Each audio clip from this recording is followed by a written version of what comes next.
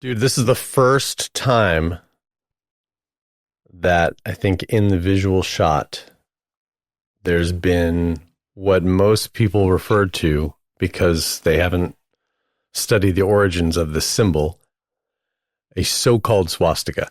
Well, Oh, yeah, there. yeah. It's a I mean, tambura. It's an instrument. oh yeah, sweet. You play? Uh, I tried to play. It's just a drone instrument, so you just got to kind of touch it. It doesn't Right. require any skill, but it's mostly decoration at this point. Can you tell the people at home who haven't heard about the swastika being, co-opted by the Nazis, but it was originally a symbol in Hinduism and Buddhism. Yeah, I mean, I guess even Navajos, Greeks, so many people Right. use the symbol. Right. I don't know the full exact meaning of why so many cultures just simultaneously started using it. I guess it's kind of geometric, so maybe just as you're exploring geometry, you come up with it naturally. I guess it's kind of Right. just a square, I think right? nature, like it's like lines that happen in nature also. Like it seems to be these like universal motifs or symbols that we all use. I saw one breakdown that it's like the dipper, and like as it changes in the season, it makes that shape, and Oh, it's people nice. somehow associating with the seasons. Love that. But I don't know the actual origin of it. But yeah, in India, they use it as a sign of good fortune, good luck. They put it on all the temples. I mean, even like shops. You walk into the shop and there's just a big swastika on the entrance. How how what was where was the first place that you traveled that was culture shock immediately? Well, India was the first place I really went that was like culturally different. Before that, Yeah. I went to Costa Rica, which is different. I'm from Detroit, so we don't get jungles and stuff, but it's, people just kind of look like people. Everyone's kind of Christian. It's not that much shocking except the nature. But Right. India is like a completely different game. It's a whole different thing going on there. And I went there for the first time, I think 2017. I got like kind of heartbroken from a girl, and I was like, this is what you're supposed to do. You just run to India. So I So ran away to romantic. India. And yeah, it's a culture shock just because everything, it's such an overstimulation, overwhelm. Not only when you first start seeing swastikas, and what's funny about Indians is that they just like swastikas and only associate it to their idea of it. So sometimes you'll walk by and they'll be selling Hitler memorabilia, and they don't associate it. They just think it's like, oh, look, my friend had this story where he was watching Indiana Jones in a theater in India. Yeah. And there's a scene where all the Nazis fly and they're in their planes and they got the swastikas on it. And he said the whole theater stood up and cheered. It's so funny. Even in like sometimes restaurants, they'll have Mein Kampf just sitting there with a swastika on it. And you're just like, you guys don't know, but it's very sweet in an innocent way. That's amazing. They're just like not giving up on the Yeah. original usage. It's Yep. almost like Hitler's like wearing a "Have a nice day" T-shirt or something. Yeah, But using yeah, one. definitely. It is like You that know? to them. Oh, that's so funny. What started you on this, and when did you start? Like, did you set out to be a YouTuber, or how did all this you in media begin? Oh yeah, it's a big journey, but like I started like a social, I guess like media journey was MySpace. So I was already like kind of like a MySpacer. I had like like the friends and doing like have a brand. I was already understanding branding without understanding that I was understanding that. But, Right. Because MySpace kind of developed that for a lot of people. It was its own culture and its own scene. Yeah. If you were growing up in that era. Yeah, The totally, music, it did so much for music, did so much for fashion, all the crazy emo hairstyles and the different genres of emo. And, MySpace was such a good, foundation for the youth to express itself. Right. So that was the very first step into that. And then everyone kind of transitioned into Facebook, and I didn't really like it. And then YouTube kind of came. What didn't you like about Facebook? Facebook is just kind of clinical. It just feels like an old person message board. And I remember when everyone switched, because MySpace you built your page, they had everyone had HTML, and it was very specific to you. You had right. your own colors, your own song, your own. Oh, that's true. And Facebook was just like, here's a white page and a thing you can scroll past and see what your aunt is up to. Right. That's how I saw it. And then Which is YouTube, all it ended up being. yeah, I mean, ultimately, you were seeing through to the future of how people would view it. yeah. I mean, and I do like Facebook now. I use it for that kind of stuff for family. Now that I'm older, I appreciate the connection, having that connection. But YouTube came, and a lot of like the kind of people that were MySpace people transitioned into that world. So like the whole emo scene kid world transitioned into MySpace skits or YouTube skits. I think of like Smosh or, you know, just some of those old kind of people like that. And I was still kind of following that wave. Yeah. Gotcha. Did you look up to people who were on TV or anything like that and go like, I want to do that someday, or I want my shot? Or is it just how it all went? I was never like that. For me, it was always about kind of music. Like my goal when I was younger was to go on tour. That's what I wanted. I was like, I want to just go on tour with my favorite bands. Nice. And then I turned like maybe 1920. I ended up working for Vans Warped Tour for like 5 years until the last main tour. And that was a big part of my journey too, because that's where I not only I would work all summer, and you're on tour, so you're not spending money. You're just, you know, eating catering and just, you know, saving money. Totally. And on that tour, there were the ISKCON Hare Krishnas. No way. Awesome. How did they end up there? So the guy, Kevin Lyman, who owns Warped Tour, or owned it, I don't know if he still does, I don't know, there's just some convergence with punk rock and Hare Krishnas. There was, you know, like Shelter or these hardcore bands that were like Krishna core bands. And there's just this weird mix between those worlds, and Warped Tour gave it a place for it to happen. They would give the monks free passes so they could come and distribute the books, the Bhagavad Gita on the tour. They didn't charge them anything. Do you know Robert Ryan? I know you know most likely. I wonder if you know him like directly or have ever talked with him. Yeah, I got tattooed by him probably, I don't know, 10 years ago. No way. I got a little Shiva on my arm from him. Oh my God.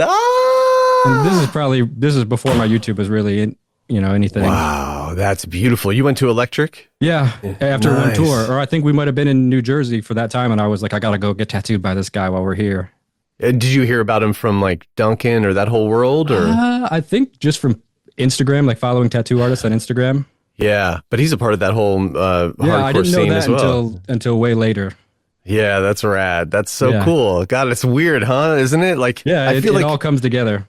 Totally. My theory on it lately, and I can't believe I'm spilling the beans on this because it's a new theory, but it finally just makes sense to me that it's almost like in archaeological digs, how you're like dusting off like old bones and stuff and finding things that already happened.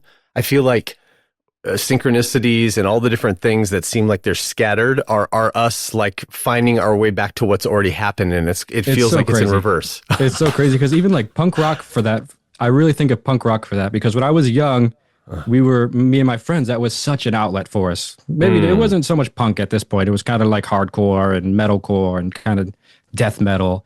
Emo. So we kind of had our own the newer version of what the punk scene was. Right. And that gave us such an expression of, we were all straight edge. I didn't touch a single sip of alcohol or drugs until I was 22. So like we had like these spiritual ideas of almost like a satsang and almost like rules and regulations that we all kind of held each other to a standard. Yeah. And looking back, I was like, man, this whole hardcore scene prepped me for this world, and I didn't even realize that it was doing that. And it's just such an ironic full circle. Yeah, totally. I think about that with skating also, just watching old skate videos, and I mean that satsang idea or sangha idea, and also just a language and a practice, and everybody's, working on disciplines. I mean, skateboarding, punk rock, it doesn't matter what it is. We're all maybe finding our way. I mean, a lot of us have found our way toward these spiritual either deities, paths, or disciplines later on in life that make all the prior stuff make sense in a really meaningful way. And it's all a rebellion in a way. It's like a rebellion against the identity that they're trying to force onto us. And you really see it as that when you're younger too. You're like, I'm not following this way. And that becomes your armor. I'm Yeah. whatever that I'm what that is not.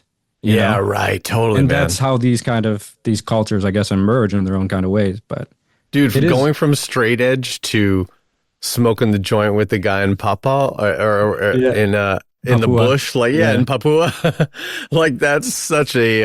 I mean, I want to cover as much of this as I can and just really dive into it. I want to ask you about just go way back and like, did you grow up in Detroit? Yeah, I grew up in Detroit. And, Okay, what was it like Um, at I'm that pretty. time? Well, I didn't really realize that places weren't like Detroit when I was younger until started going on tour. So I was like, it just felt normal when I was young, you know, like we're kind of, just, I don't know, normal family, kind of white trash, kind of black Mexican mix. Oh, And, gotcha. That's your yeah, origin. yeah. Okay, And I'm black here now. Mexican, No, black no, and no, no, Mexican. I'm not. Oh. No, I'm not black and Mexican. But just Oh. like our community is like this is how the community in Detroit is. It's like kind of white Gotcha. trash, Mexican, black neighborhoods. Oh, okay. And What we is all your just nationality? What last name is Wint? Went I don't think it really has anything to do with any family line that I know. I think I did some research on it and it's German, but I don't Oh, know if anyone's German in my family. huh. What a trip. Well, you We don't tan know. real nice. Yeah, well, I'm fucking so red right now. Is it red like that on your screen? I mean, what's red to every person. Yeah, Like I might that's say, That's true. Some red is pink. you definitely look like you have a hue and it's dreamy. And the dreamy thing is like, I think, muting some of what you're Okay, worried about. that's Yeah, good. for sure. So you said normal household? Yeah, normal household. I Right mean, on. relatively normal. I just grew up, well, mostly my grandma raised me, my cousins, Okay. and we had like just my grandma had one normal house with 3 bedrooms and like 10 kids. We had like me and all my cousins lived there. Wow. And yeah, Was it it- was fun. It was good. Yeah, where were you in the mix of all the kids? Like, where were you? Like towards age wise, Yeah. I was like towards the bottom of being the youngest, but there's two younger than me. Huh. Okay, gotcha. And what would you say that kind of household set you up for helping unlock doors later on in life and feel comfortable and Well, maybe and conversely, what maybe made it more difficult to handle situations? yeah, I guess like the thing I think of right away is my grandma's personality. It actually shocks me how much she just was so nonchalant with the terror that we would cause. And with Nice. everything, with every situation in life, and it's not like she was not able to critically, say don't do that or something, but she would just let so many things happen. If it got out of control, she'd hit us and throw slippers and shit at us. But my grandma, she was really like a shelter. Even like my cousin's friends, if they were kind of like bad kids and would leave their house or something, she would kind of adopt all these people. Like at different points, it would be like an influx of people coming and going and coming and going. Huh. And she was like a saint, kind of. You'd come in and she'd feed you and just Wow. That's the kind of person that you want to get hit by a Yeah. shoe from, Yeah, I yeah, mean, because yeah. they do that in India also, from That's what I true. understand. And in Tibet, like there's teachers who will throw a rock at you and you could become enlightened after all this work on yourself. And then you're just like, oh, where's the enlightenment? And they throw a rock Yeah, or yeah, hit you yeah. with something and boom, it's like instant. Yeah. So were you paying attention to, it sounds like you were paying attention to it. You in hindsight, you're looking back and going, "Wow, she was the same." But in the mix, was it happening? Yeah. I mean, we always respected her for sure. Like we would straighten up if like when she walked in the room, we'd kind of behave a little bit, unless we were just in the the chaos of it all. So yeah, we definitely respected her, especially as we got older. We all took care of her, and when we all kind of got older and started leaving, we'd all go back and visit and stuff, and make sure bills and everything was covered. So yeah, That's cool. we all treated her That's as a saint, cool. kind of. Nice. Yeah. What was the spirituality of the house? Oh, none. Yeah, nothing. Is that right? No pictures even of anybody?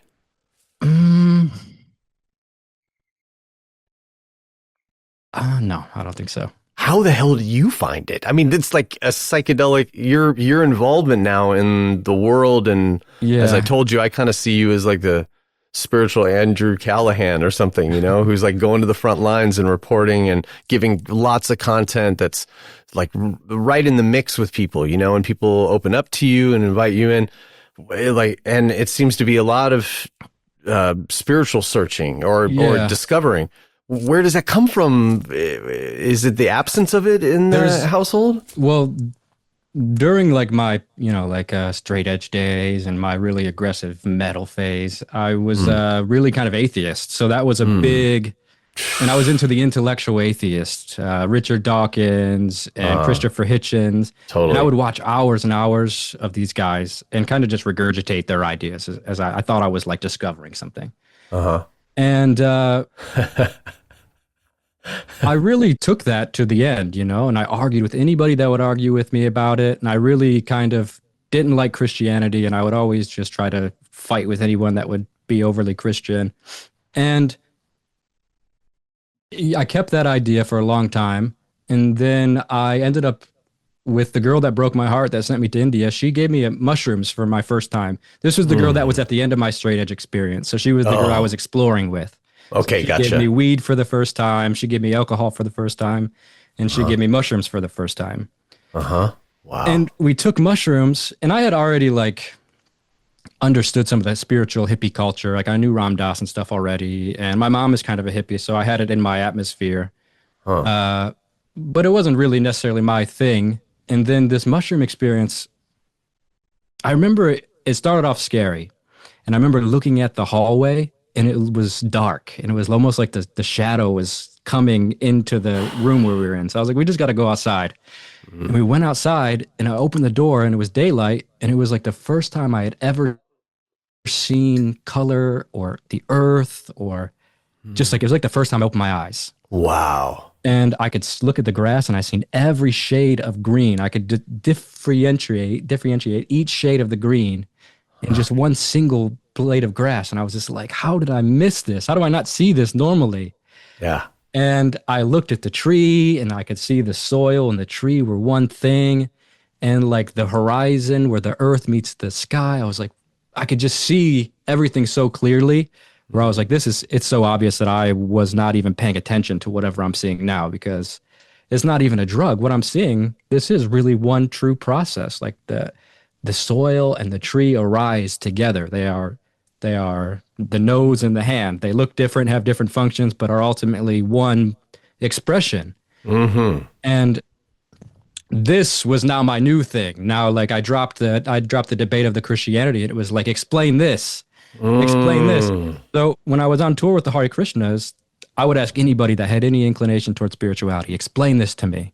And this guy, Prabhupada, he gave, or Prahlad was his name. And Prahlad gave me a book by Prabhupada, the Bhagavad Gita, and said, I don't have any answers for your question, but just read this and maybe this will help.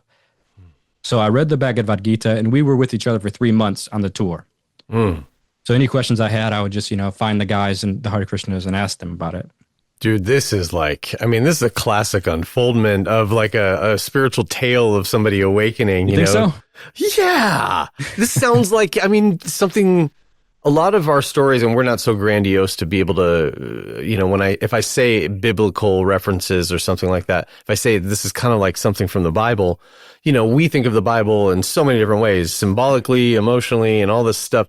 But really the stories in there are just like these things happening that seem to really link up with somebody waking up or needing a lesson and the right situation being there.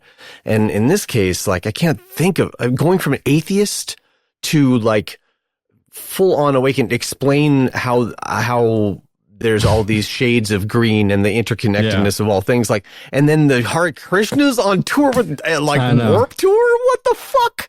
Like that in itself is like there was that merger of those two, even though it makes sense to us now because we've been in it. At the time, even the Hare Krishna, that was that's a punk rock thing within punk rock to have the Hare Krishnas there. And that this perfect mentorship shows up for this 3 months for the person not to tell you by his mouth. He hands you the fucking book and he's like, I don't know, but maybe in here. And that's exactly what you would want a first teacher to say. Is like, read this first and then I'm around. We can talk about it. God, it's just a beautiful start. It's nice when you paint it like that. It makes me smile to hear it in that kind of way. And this guy did become a big teacher to me, this Prahlad guy. And we end up actually, the next tour, I end up dropping my van and just sleeping in the Hare Krishna van and traveling with them on Warped Tour for the next. Nice. Yeah. And I'm so doing you're my getting own your thing. thing. I mean, you wanted to be in a band, and like this is exactly it's like on tour. exactly. In its own weird way, yeah. Totally, you got your own band in the Warped Tour, kind of. That's rad. Oh my God. I was still maintaining my own thing on the tour and just traveling with them because they were also just following it. And they would be doing the side quest. So like typically the tour, a big tour like Warped Tour, we're all going, say, Cleveland or something. We got the day off in Cleveland, and you kind of know where everyone's going to go. Maybe they go to the casino or they go by the water or something, and everyone kind of migrates to similar places together.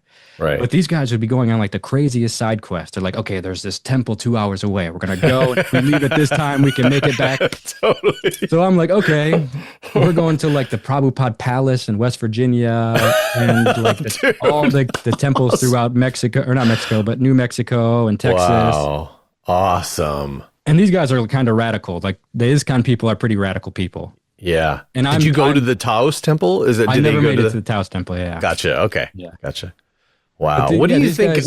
Going back, I want to come right back to what you were going to say, but just for a second, I had this curiosity about, the atheist in you that like to get in arguments with people or like to kind of like disprove. And what do you think he was looking for?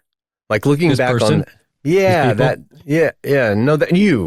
were you? Yeah. What were you looking for by fighting, by getting into that thing? Were you wanting to be proved wrong almost? I think so. In retrospect, it feels like it. Wow. Somebody to say the right thing that might unlock it, like mushrooms did. Yeah, exactly. I was looking for what the mushroom showed me. It's wow. Because my questions weren't, it was from a place of curiosity. Like if you are an atheist, especially like the ones that migrate to Christopher Hitchens, like an intellectual, you're obviously a person that thinks about stuff. And I think those people, I guess I can't speak for them, but definitely myself, we are looking for something. And this is just the sort of lens that we are looking for. There's not enough proof from our worldview. So this is the conclusion, is the atheistic conclusion. And I almost feel like it's respectfully feels very immature at this point almost. Like when I watch Richard Dawkins talk now, I'm just like, like really, you're still just repeating the same thing. Like you haven't. It's like somebody hurt me. That's what it looks like to me. Is like, look, you can't take away this hurt. Somebody hurt me who was a person that believed this certain thing or whatever. And I'm just like, that's not true. Whatever you fucking believe, that's not true. And I'm holding my position. And as a matter of fact, I'm going to embarrass you. And it's cultural trauma. Totally. That too. Absolutely right. It could just be cultural trauma. In for me, case. a lot of that was because it's like you look around, you're like, you are not a Christian. Like this is the manifestation of Christianity. It's like you're just like a drunk guy, like screaming and. Yeah, totally, man. Wow, wild. Okay, take me back to the side questing with the Krishnas. Yeah. Well, these guys, man, I don't know, So the guy I'm with, Prahlad, is kind of the outcast even within the Krishnas themselves. Nice. So he was at first a brahmachari. So when he was younger, he went through the whole thing that the ISKCON people go through, and they take it all serious, shave their head, and have the pujari tail. And he went through all that, and then he kind of got a little bit disillusioned with the temples and just the whole cosplaying, and then kind of found his own way to express it. And it was actually very authentic, and I do view him as a very tuned in person. And but because of the way that he kind of would fight with some of the temples and stuff, the other Krishnas would look at us as like, you guys are, he grew his hair out kind of scraggly and stuff. They're like, you guys are not the real deal. So they like the freshman or something of the deal. And so watching him also just go through his process, because he was, at the time I met him, was sort of releasing the identity of ISKCON that he was going through, and now kind of going through his awakening almost. He was like, I'm curious about ayahuasca. And he ended up going to the jungle in like 2015 and taking ayahuasca. Like this is long before the ayahuasca tourism blew up. So he was like one of the first people I knew to do that. And long story short, I'll bring you to my last moment with him. He ends up killing himself. Wow, no way. Yeah. What year? Around this time or? This must have been 6 years ago now, maybe 20. Wow. So after ayahuasca, He was home for a few years after ayahuasca. right. And there was moments where he would kind of say some stuff where he would go through kind of depressive or manic little moments and just recover. I feel like, I didn't hold him to some Buddha standard. I was like, everyone's crazy. We're living in a van. It's people freak out.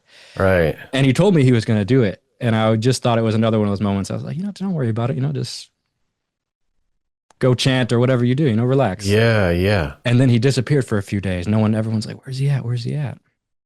And they end up finding him on a mountaintop overlooking a river. And he was in a meditation position holding his beads, but he had shot himself with the other hand. Wow. Yeah. I mean, I want to be respectful here. This is hitting me in so many different ways, but like, first of all, any loss, first of all, any loss is a tragedy. It's life. Right, it is. But I also want to say at a David Lynch level or an abstract or just like wow, this happens too. The imagery of that is so intense. I have a picture of my original, the original person who introduced me to Tibetan Buddhism. His teacher died in the lotus position with a smile on his face. And it's such a shocking image, to see somebody stiff and not moving for days on end. And this is like deep into it. And they say that his body smelled like incense and, all the good stuff that you can hear about, like transcending what we know about death. That imagery in itself has been an inspiration to me long term. And I actually keep a picture of the person I said who introduced me to Tibetan Buddhism, named Vic Anderson. I keep a picture of his right before they wrapped him up for the 3 days of after he passed away. I keep a picture right next to my thing of his last, that just after he took his last breath, as constant inspiration. I mean, he couldn't have done me a bigger favor by showing me how to die in this way. How do you begin to interpret this and at the time and also how is the community interpreting this? I'd love to hear like the Hare Krishna, what you heard from or whatever, how people were processing it. Yeah.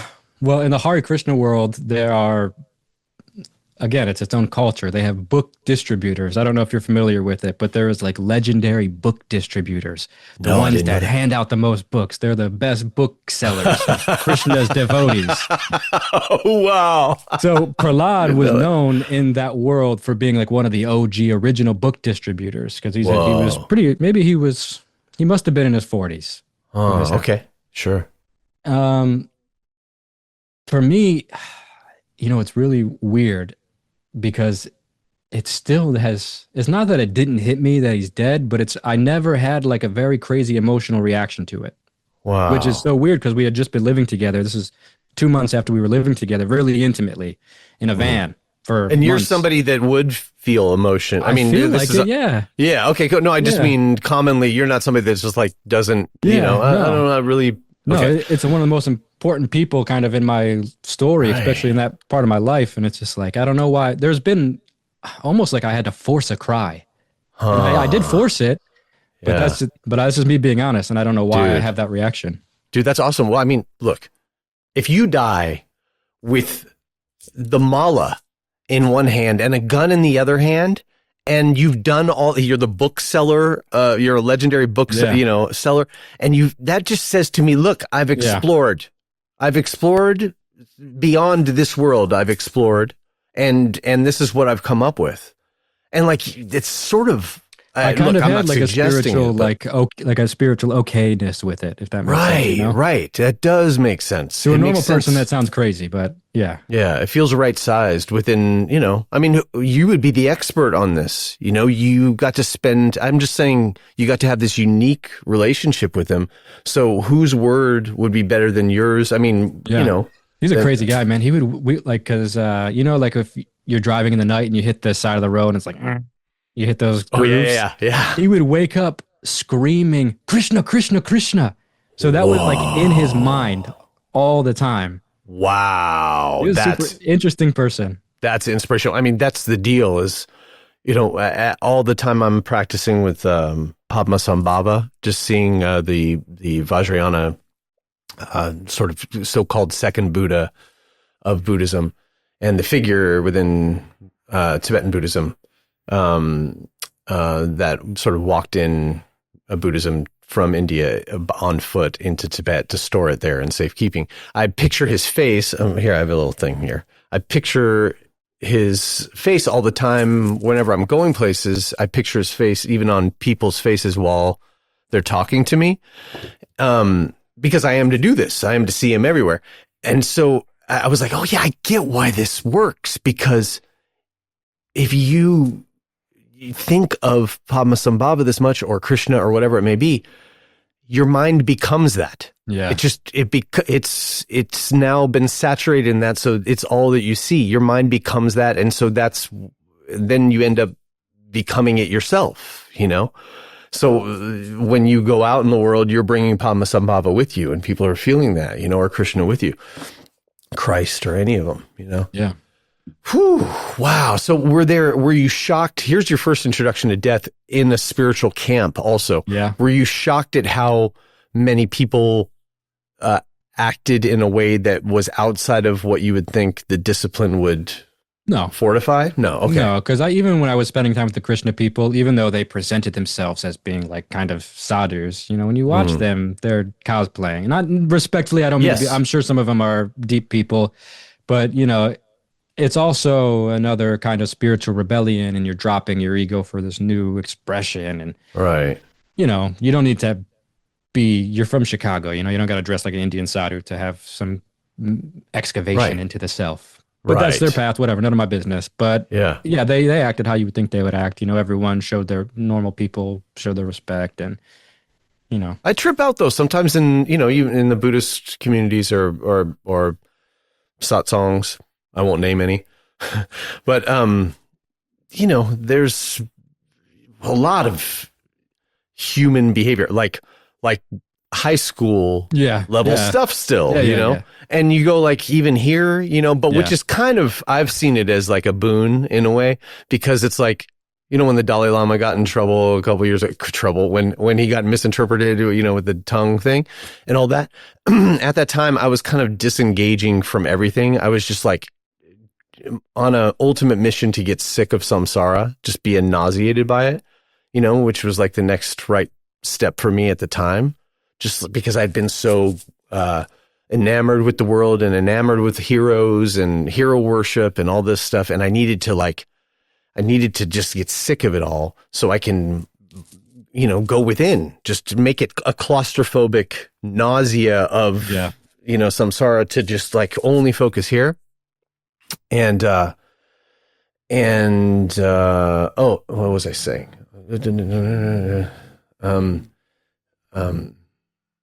Time, what were we talking about? I'm sorry.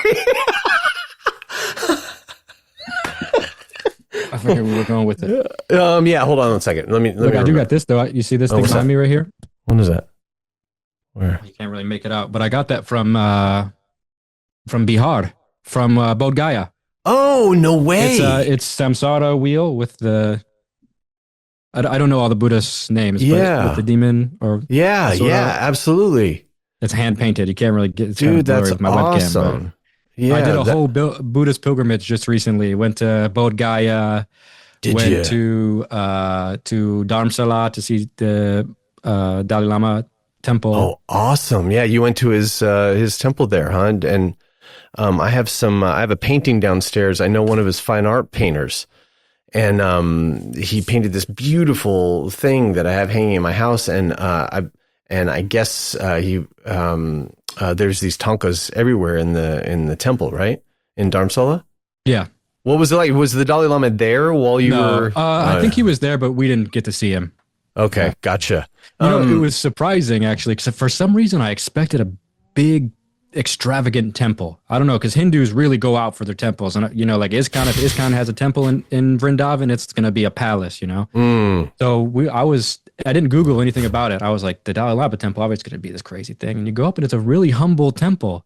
And in a way, I was like, oh, that's actually very nice teaching in a way, because it's like, of course, this is actually how it should be. But the temple, yeah, I mean, it was Very beautiful.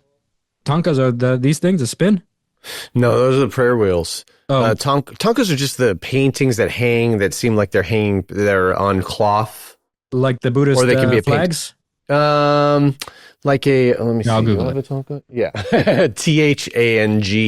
Thangka. Oh yeah, that's kind of like what this thing is, I think, right? Yeah, where is it? I Tanka. guess. Yes, that's a Tonka. Exactly. Yeah.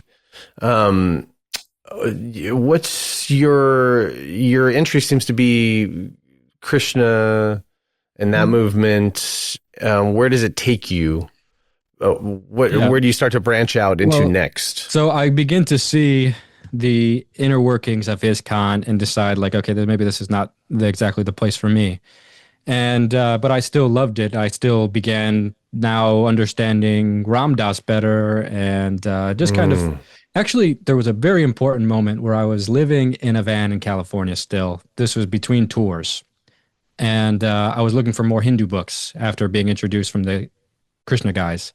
And I walked into a used bookstore and I just grabbed the first one I saw, and it was Be As You Are by Ramana Maharshi. Mm-hmm. I read this and I was like, oh my God, like this is the sort of thing I was looking for because it's so powerful. And the Bhagavad Gita also has the quality that when you read something, you have to kind of shut it and just be like, hold on, I need a second to just think about what I just read. Totally. And that book is page after page is that experience, and it's written in question and answer form. So it's very easy to digest. And one of the big reasons I went to India was Ramana Maharshi. Yeah, he's amazing. I mean, just this at the period of his life where he just is silent. It was just all about silence. Yeah, It they was just said people would say they would understand his teachings completely just by him not answering them. Yeah, we need examples like that. And okay, so Ramana Maharshi. So you get that book, and what does that do for you? Well, it gives me the experience of Sanatana Dharma, of like understanding it experientially instead of just kind of being a book. Because his kind of whole teaching was using the intellect to get out of the intellect. It's kind of a paradox, but this is kind of his system to break you of that. And yeah, so like I was able to see like, okay, this is not just some spiritual tradition that is just cultural artifact of people being weird. There was actually like a kind of science to this. Yeah. And I just kept digging deeper and deeper. And then when I ended up breaking up with that girl, I went to India. And what year are we in now? This is 2017. So okay. in earlier 2017 is I met Raghu. And that's another side story, but I was interested in going to the Ram Dass retreats, and I had a YouTube channel at this point, and I just was like, I'll come film the experience if you let me come for free. And Raghu was like, okay, you come along, whatever. And then that's and you had done it. You had gotten into it because Duncan was talking. I heard you recently on your new podcast, which I want to plug, the Flowerhead podcast, right? The Flowerhead Show. Yep. Flowerhead Show. Yep. Okay. So. And thank you for that. And yeah, so I mean, I understood Ram Dass and stuff, but to like see Duncan and these guys talk about it and talk about the retreats, I was like, that's so cool that there's like a whole community, like because the Krishnas weren't really fulfilling that version of me because I'm kind of more hippie and free, not so like structure and dress like this. And so the Ram Dass, that was like a world that felt like just normal people, but everyone's talking about this stuff. Speaking as a YouTuber at that time too, when you said that you actually had a channel going, where were you in your channel? Like how? At this point, probably beginning to talk about spirituality because this is after my mushroom experience. And now I'm beginning to experiment with acid and mushrooms and just kind of reporting back my conclusions from that, which a lot of the times led to natural kind of spiritual ideas. Yeah. And you know, Ram Dass, if that's your quest, you're going to find Ram Dass because that's the same thing. Yeah. And so just naturally kind of led there. How long had you been on YouTube by that point? I've had many eras of YouTube. So like 2011 is when my account was opened, and there's been so many stages of that since that time. Gotcha. Okay. Yeah. There's been an evolution to where we are now, which is the channel's called Dakota's World, right? Dakota of Earth. Yeah. Dakota of Earth. That's right. Yeah. Sorry. Yeah. No worries. Okay. Dakota of Earth. Perfect. And it wasn't always called that. Before it was just my name. And then when It I was. started doing the travel stuff, I changed it to Dakota of Earth. So for like, Okay. maybe that was 2017, about the same time I went to India. Okay, cool. How is it looking back on, before we come back to this point in the story where you're at the retreat and all that? How is it looking back on former iterations of yourself and all the content that's out there? It's all makes sense. It looks like an arc when I look at it. I'm like, oh my God, I didn't even realize that like this was leading to this and everything was just like, it feels like a big puzzle when I look back at it. It doesn't feel like isolated parts of my life, It Yeah. feels like a big story, and it's Nice. very, very nice to have it. Like I'm lucky to have be in a generation where we're filming everything, even though it's weird. It has that benefit of kind of like nostalgia.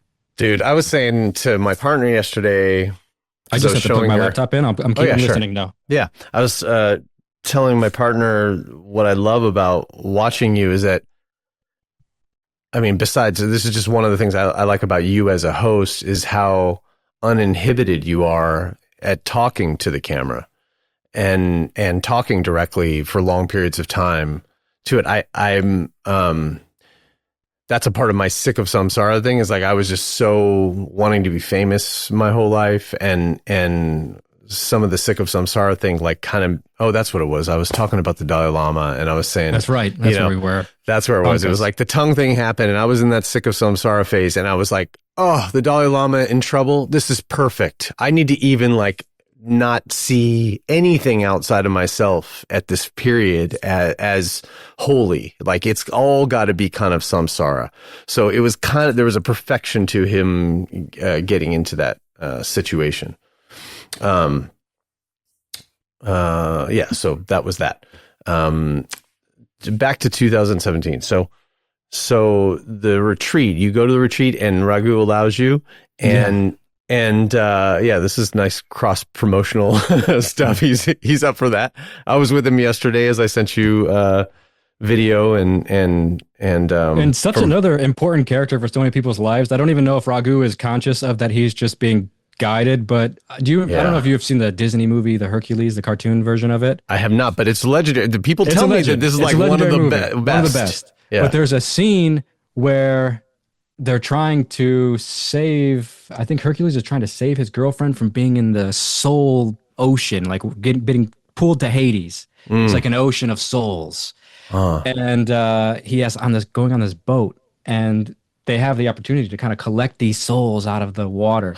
And Raghu has this quality where he's just like on this boat, just like plucking people and just like he's this collector of souls. Yeah, it's such a trip. And you came in, I mean, the same way that kind of Duncan did as well, in a way. I mean, I know they have a unique story, but I also got pulled in this weird way, and it was almost like when I was coming into it, I was like, is this a path that Duncan, like a groove that he carved out in specific? Because now I'm like hanging out with Raghu in the same way that he did, where it's like casual, and then there's podcasting involved, and then almost like mentorship as well, and just inviting you into the world, and I was like, God, this is like a like a neural pathway that Duncan and his unique relationship had carved, and yours as well, in Raghu this way. He's such I don't think he knows he's doing it, but he's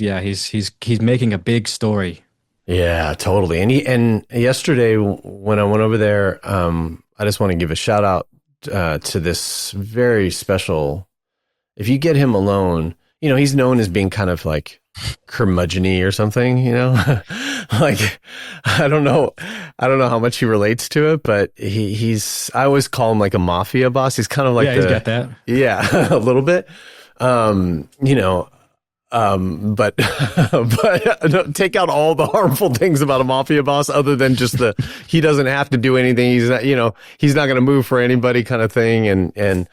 But I've watched him over the years that I've known him. He can just very quickly gets so sweet. His face, like oh, hey, how are you? And it's sincere and you really feel it. And I love days like yesterday where I went over and it's just he and I and one other person.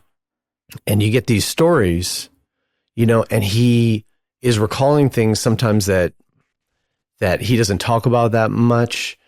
And yesterday he was recalling the story of going to, I forget how to say it,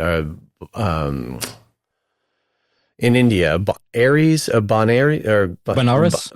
Yes. Yeah. Okay. Yeah. Varanasi. There we go. Yes. Yeah. So he was there with his mother in '86 and it was her first and only trip. And I guess he was walking through and there's bodies being burned everywhere. Of course. I mean, you've been there, right? Yeah. I haven't been there. And he said all of a sudden he got darshan with Maharaji. Like in his mind, he saw him and he was teaching him how to chant. And he said, here's how you say the word Ram. And he says, and it's like a tongue sort of thing. I don't know if you're familiar with Tibetan Buddhist meditation, but there's like a pad at the back of the teeth, the two front teeth, that you kind of stick your tongue in a pointed way and touch the roof of your mouth, kind of thing. And it's from that place also within chanting, I guess, that you say Ram. It's like a Ram.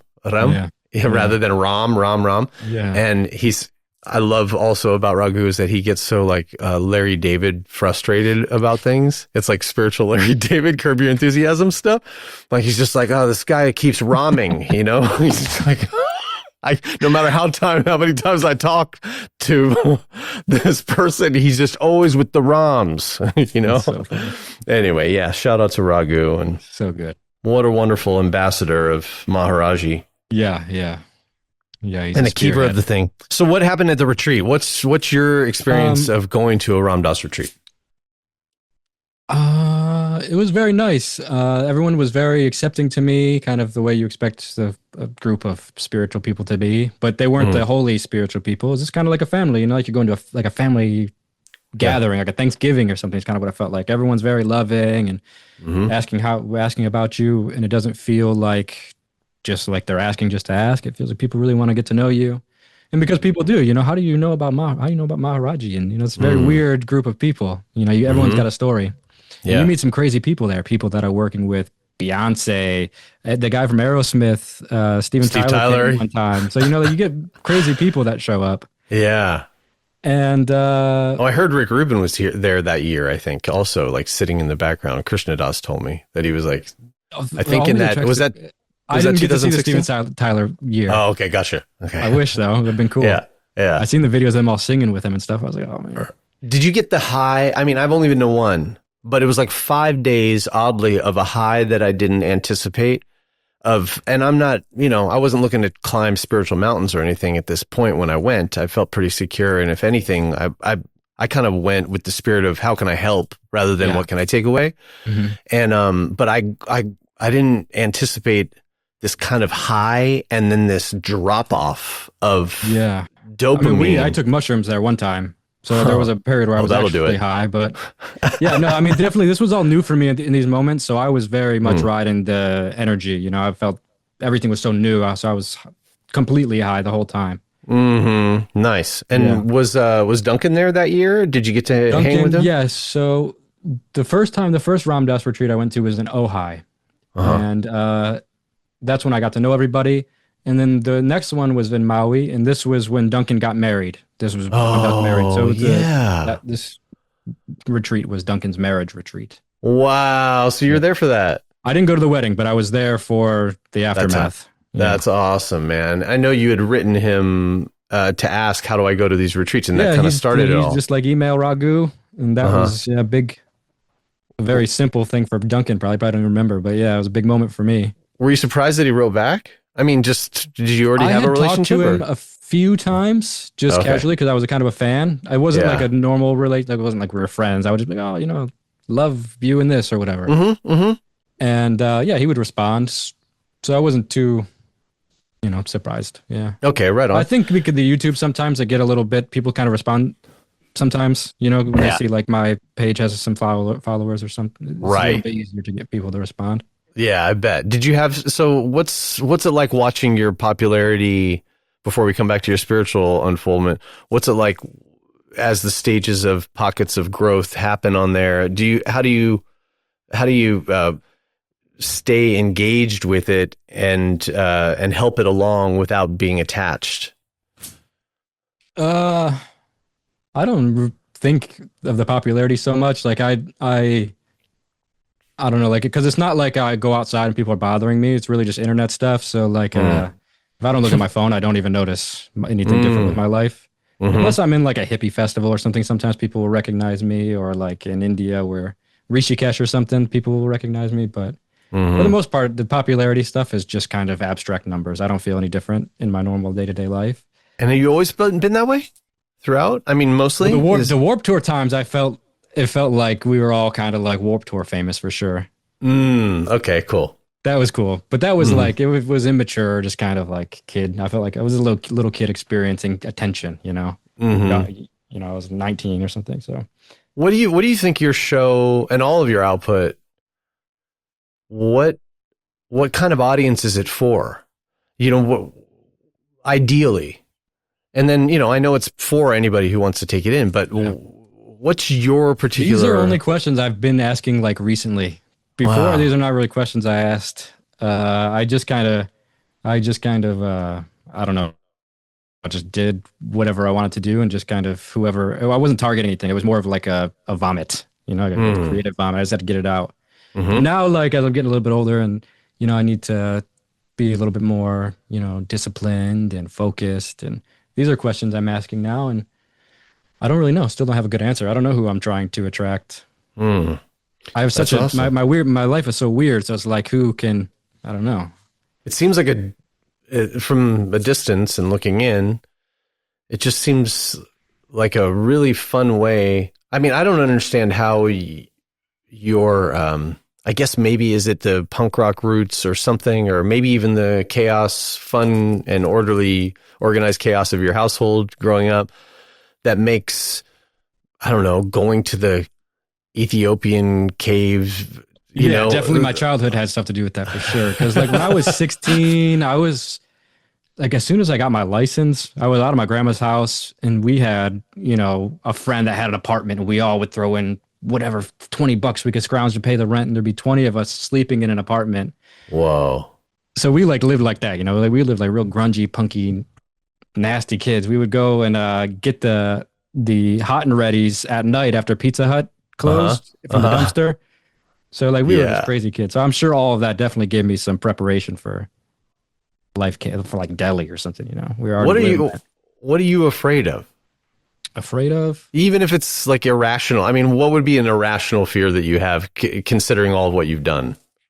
Mm, I mean, sometimes I guess scared someone's gonna just break into my house and kill me, like normal fears like that.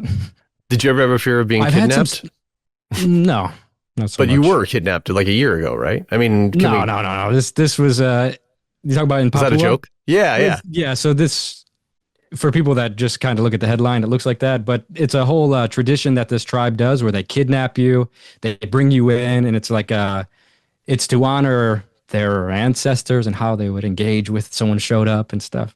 Oh, it's like a hazing, or Yeah, not a it hazing. was a Yeah. theater. We knew they were going to do it, and they Oh, okay. yeah. At the end of Nice. the Well, video, you it got me, explains it dude. something. Yeah, yeah, yeah. No, a I'm lot of people don't make it gullible. too far in the video. Oh, yeah, that's Yeah, true. That's true. yeah, yeah, yeah. No, not a real kidnapping. Okay. I mean, there's been a moment. There was in Egypt one time I thought I was getting kidnapped, or like in the moment I had fear, but it's not like a fear I carry with me when I'm just walking around. Mm. Tell us where all of where you've been, and what are some stories of all of your travels that Um, that don't get shared a lot necessarily. So I don't want to bore you with yeah. sharing things.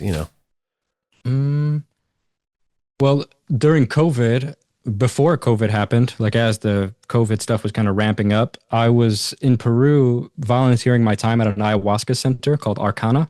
Uh, I'm friends with the owner, and uh-huh. it was another kind of ragu situation. He invited me, come make a video, and you can have the experience for free. And I Mm, ended up really just clicking with the family that they built in the center, and I volunteered my time there for a few months. mm-hmm. And so Was this after your friend had passed away? Yes. Yeah. After. Wow. So Yeah. and you knew that he had done ayahuasca, and now I didn't think the ayahuasca triggered him because he was kind of he had some manic episodes throughout our friendship. Gotcha. Yeah. Okay, cool. So maybe he was one of the people that maybe shouldn't have. It was so-called shouldn't Could have been, but he probably was going there to try to fix his problems. Right. And Right. it helps sometimes to fix people, but I think it gets sold as a magic cure more than it actually is. And I also don't want to take away from the potential perfection of his passing. And I say that knowing that it was a tragedy also, and all that in context, but there's a certain, I've never heard of anything like that. I've never heard of a mala in one hand and a gun. I know. It's unbelievable. I know. It's actually, when you say it like that, unbelievable. It is, it's a very symbolic. Very much like Anthony Bourdain's thing is like just widely people hurt, but that's our attachment to him. That's our he should be here to do this and that. And, he had so many more stories to tell. And the guy saw the world, talked to all different kinds of tribes, people, all different stuff, ate the food, brought it all to us, shared it. And then that he chooses to go out in this way. As controversial as that may be, I'm in mental health. But I'm also, there's a certain sanity that comes with the Vajrayana practice, which is called crazy wisdom, where something that's very sane appears to the world as insane because the world is mostly living in a neurotic, chaotic sort of mindset, and they're not even checking in with why they're doing the things they're doing or who they are. So, when I say that Bourdain had traveled all that and he's choosing to do this in this way, I'm not giving glory to it. I'm just going like, what? There was something else we're going to show him? I don't know. Yeah. I don't know. Yeah, no, I agree. And also just like, life it's just life, we can't try to intellectualize it too hard because tragedies just happen. Yeah. Alan Watts once said, Hitler is as common as a hurricane. Like these, Right. It happens. It actually, this too happens, It's wild. But also crazy to think someone like Anthony Bourdain, where you have it all and it shows that nothing satisfies you, no matter. Right. We think, if I could only travel the world. And I've thought that with myself too, like where I felt like I was on a quest and I didn't know what I was looking for. But there was this one moment where I was in Mexico and I was just like, anything I'm looking for has always already been there. Like I'm on this endless journey and I had this self-realization where like, what am I doing? I'm just in like this mountain in Mexico looking for some glimpse of spirituality, like give me something. And it's like, it's just such a ridiculous pursuit. And we always think if we just can get to this place or have this, we'll finally have it. Anthony Bourdain had everything. How could he do this? Right. It's not the answer. The answer is never going to be, you can fill it, that hole, the God-shaped hole or whatever that hole is with whatever you want, but it's not the right shape. Yeah. Was he an influence at all? No, actually, I would love to get into him. Everyone tells me to watch it. That's cool. It's almost like a cooler thing that you haven't, I haven't read Rick Rubin's book either because I'm like the other guy with the white beard who I read that book. It's a good book. Did you? Yeah, that's what I hear. But I almost because I was thinking about writing a book for a while, I was like, I had this mindset of like, I'm not going to read the book. That way I can say I didn't, I wasn't influenced by it like Rick Rubin hasn't influenced me in my life. Goodness gracious. Already. Okay, yeah, but coming back to the travels, so Egypt. Yeah, well, I was in Peru. Oh, in Peru, that's right. So this was just before COVID, and I had been volunteering with the shamans. Basically, change the puke bucket, give me some water, help me walk to the bathroom. This person peed themselves, deal with that. So the whole ceremony functions. Just kind of the janitor of the ceremony. Okay, and doing this for a long time, really learning about the indigenous Shipibo magic science that they have with how they use plants to conjure spirits and heal people and just how they can suck on your body and pull stuff out of you and just like the whole witchcraft of the jungle. Right. So that was like where that was the fun part for me was digging into that, hanging out with the shamans. Totally. So I leave the jungle and I go to another retreat center because my sister is coming to visit, and we don't want to throw her into the jungle. So we take her to the mountains. They also have a retreat center in the mountains, and it's a bit more calm. Like the energy's nice, it's not bugs everywhere, and it's not the hours in a boat. Yeah. And I just wanted my sister to have a good experience. Come explore Peru. We'll go to Cusco, Machu Picchu, and you drink a little ayahuasca, try it. And so she drinks it. She has her experience or whatever. She goes home, and I'm like, I'm going to go home in a few weeks. I'm just going to relax here in Peru and just hang out in these ceremonies for a few more weeks. Uh-huh. COVID hits, the airports close. No foreigners can leave. No one can leave. So I'm like, okay, well, how long is it going to last? A couple of days. How long can a country sustain itself with a closed airport? Yeah. So I can wait a couple of days. Then it turned into a week, 2 weeks. And I was like, okay, well, I can wait a couple week, whatever. And then it turned into a month, 2 months, 3 months. Wow. The whole country was closed down.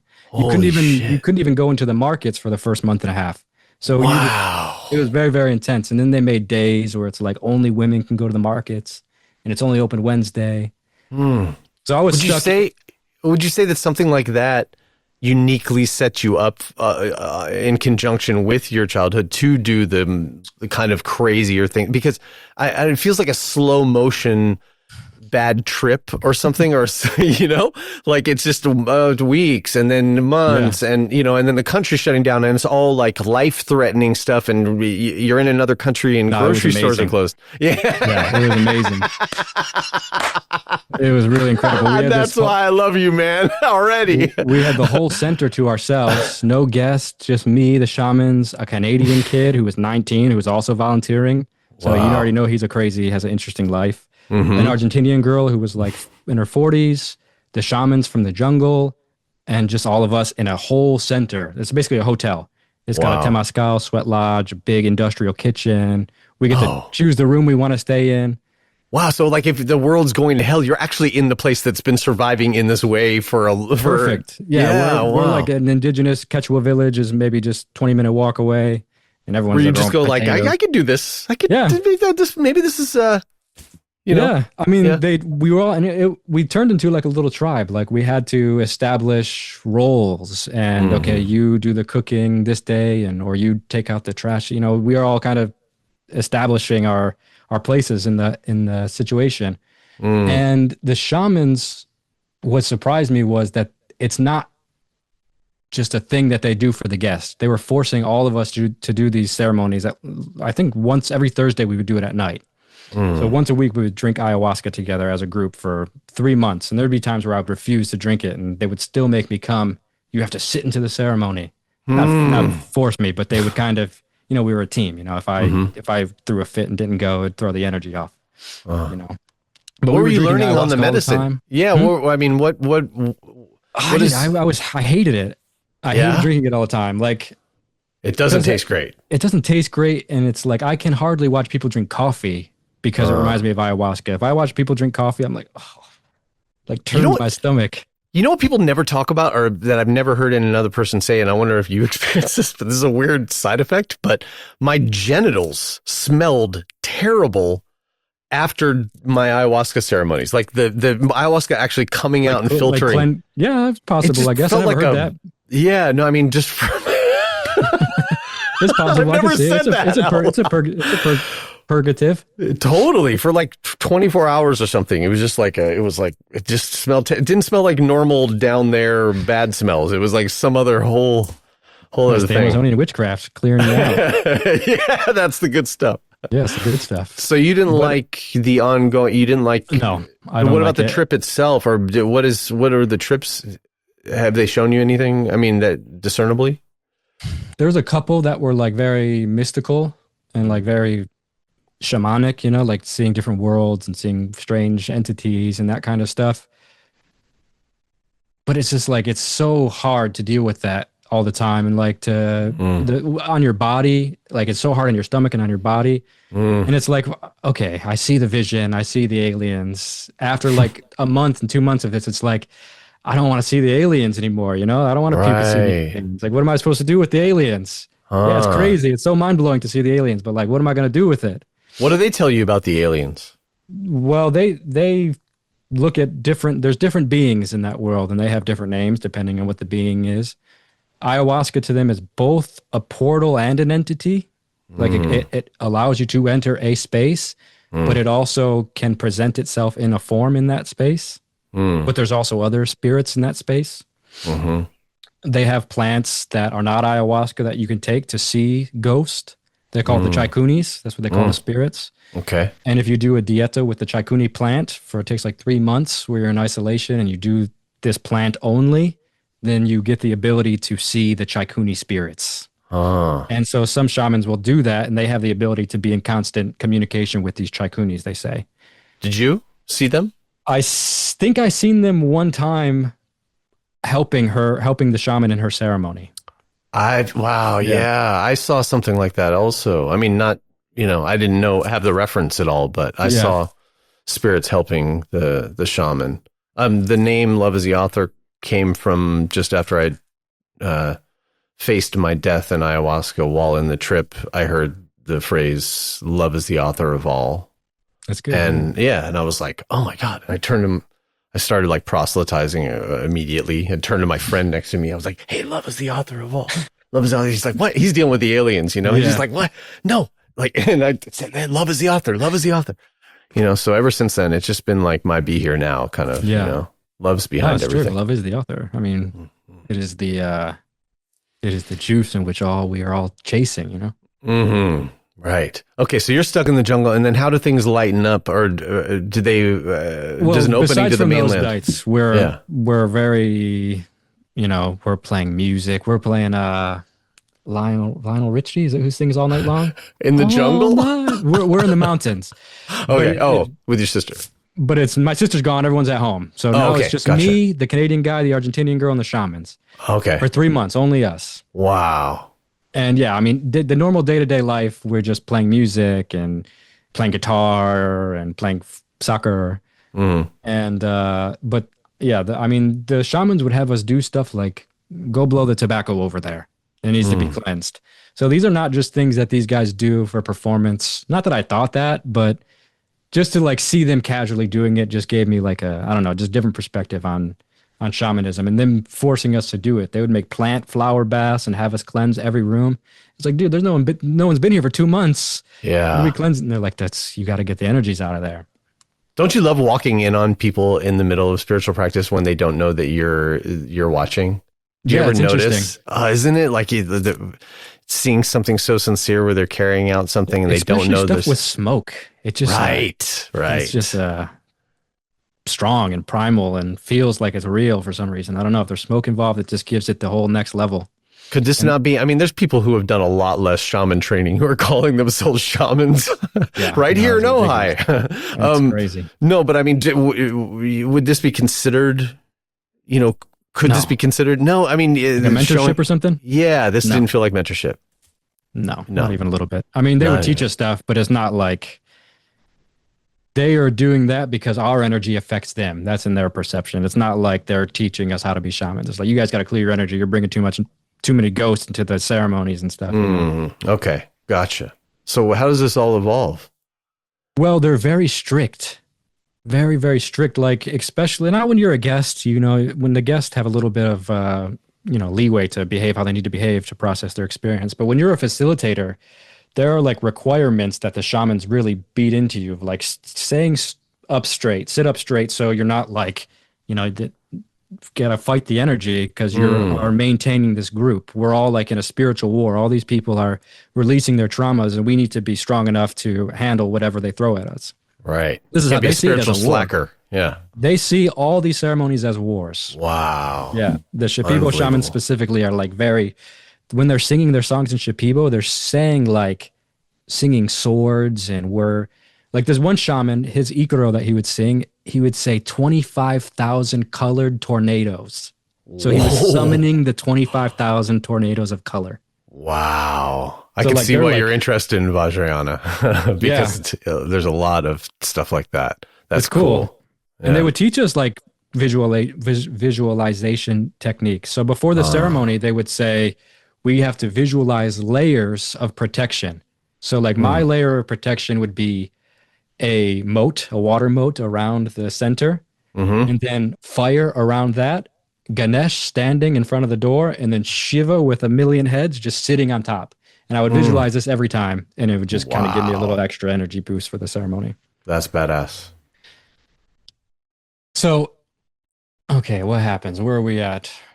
Well, I want to ask you the view that the Shipibo have about the pandemic. You know, I mean, I'm kind of like, I was a raised Christian scientist, so I don't know if you know much about that. Mm-mm. No, it's basically the Christian faith that doesn't go to doctors, that just believes in spiritual healing and that Interesting. that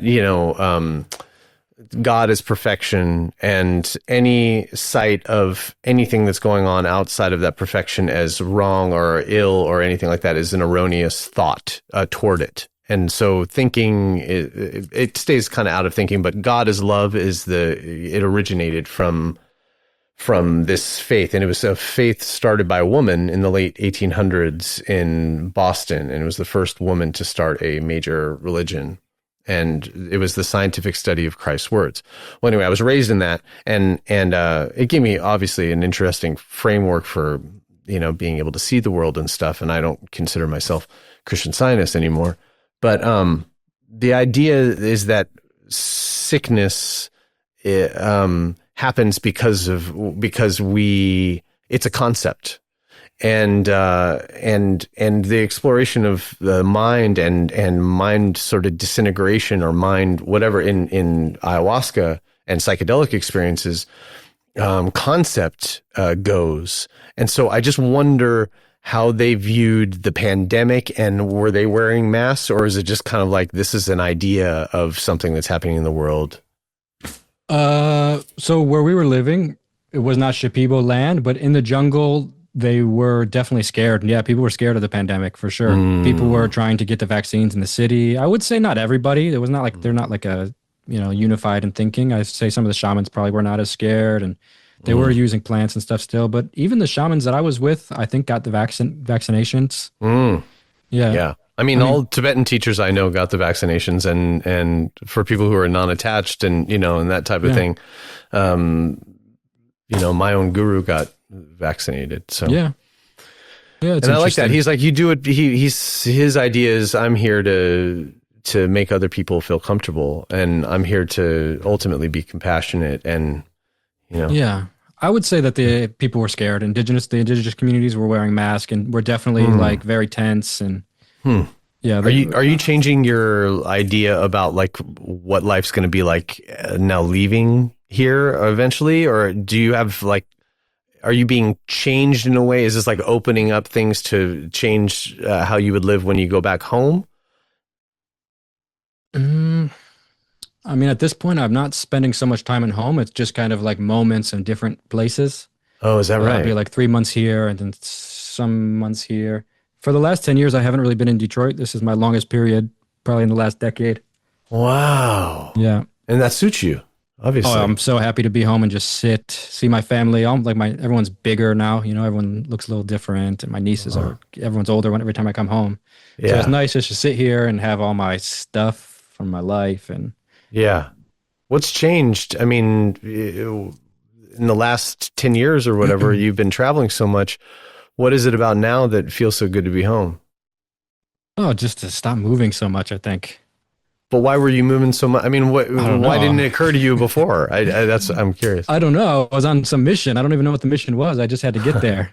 Yeah, nice. Okay, so you are following an invisible framework. Just chasing something, and chasing inspiration.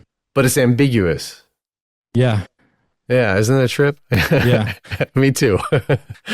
So ambiguous.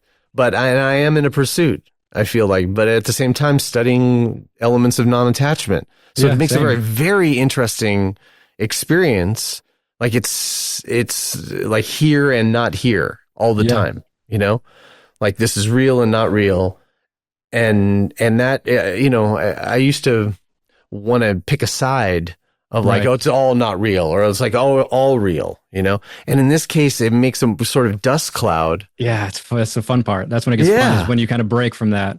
Right, exactly. There is one moment where something that what I realized, I was like, oh damn, like they really taught me something because I can feel it in this moment, the shamans. Mm-hmm. And I was in India at I don't know if you probably wouldn't know, but there's this guy, Mani Kundin Baba. He's kind of the famous social media Agori.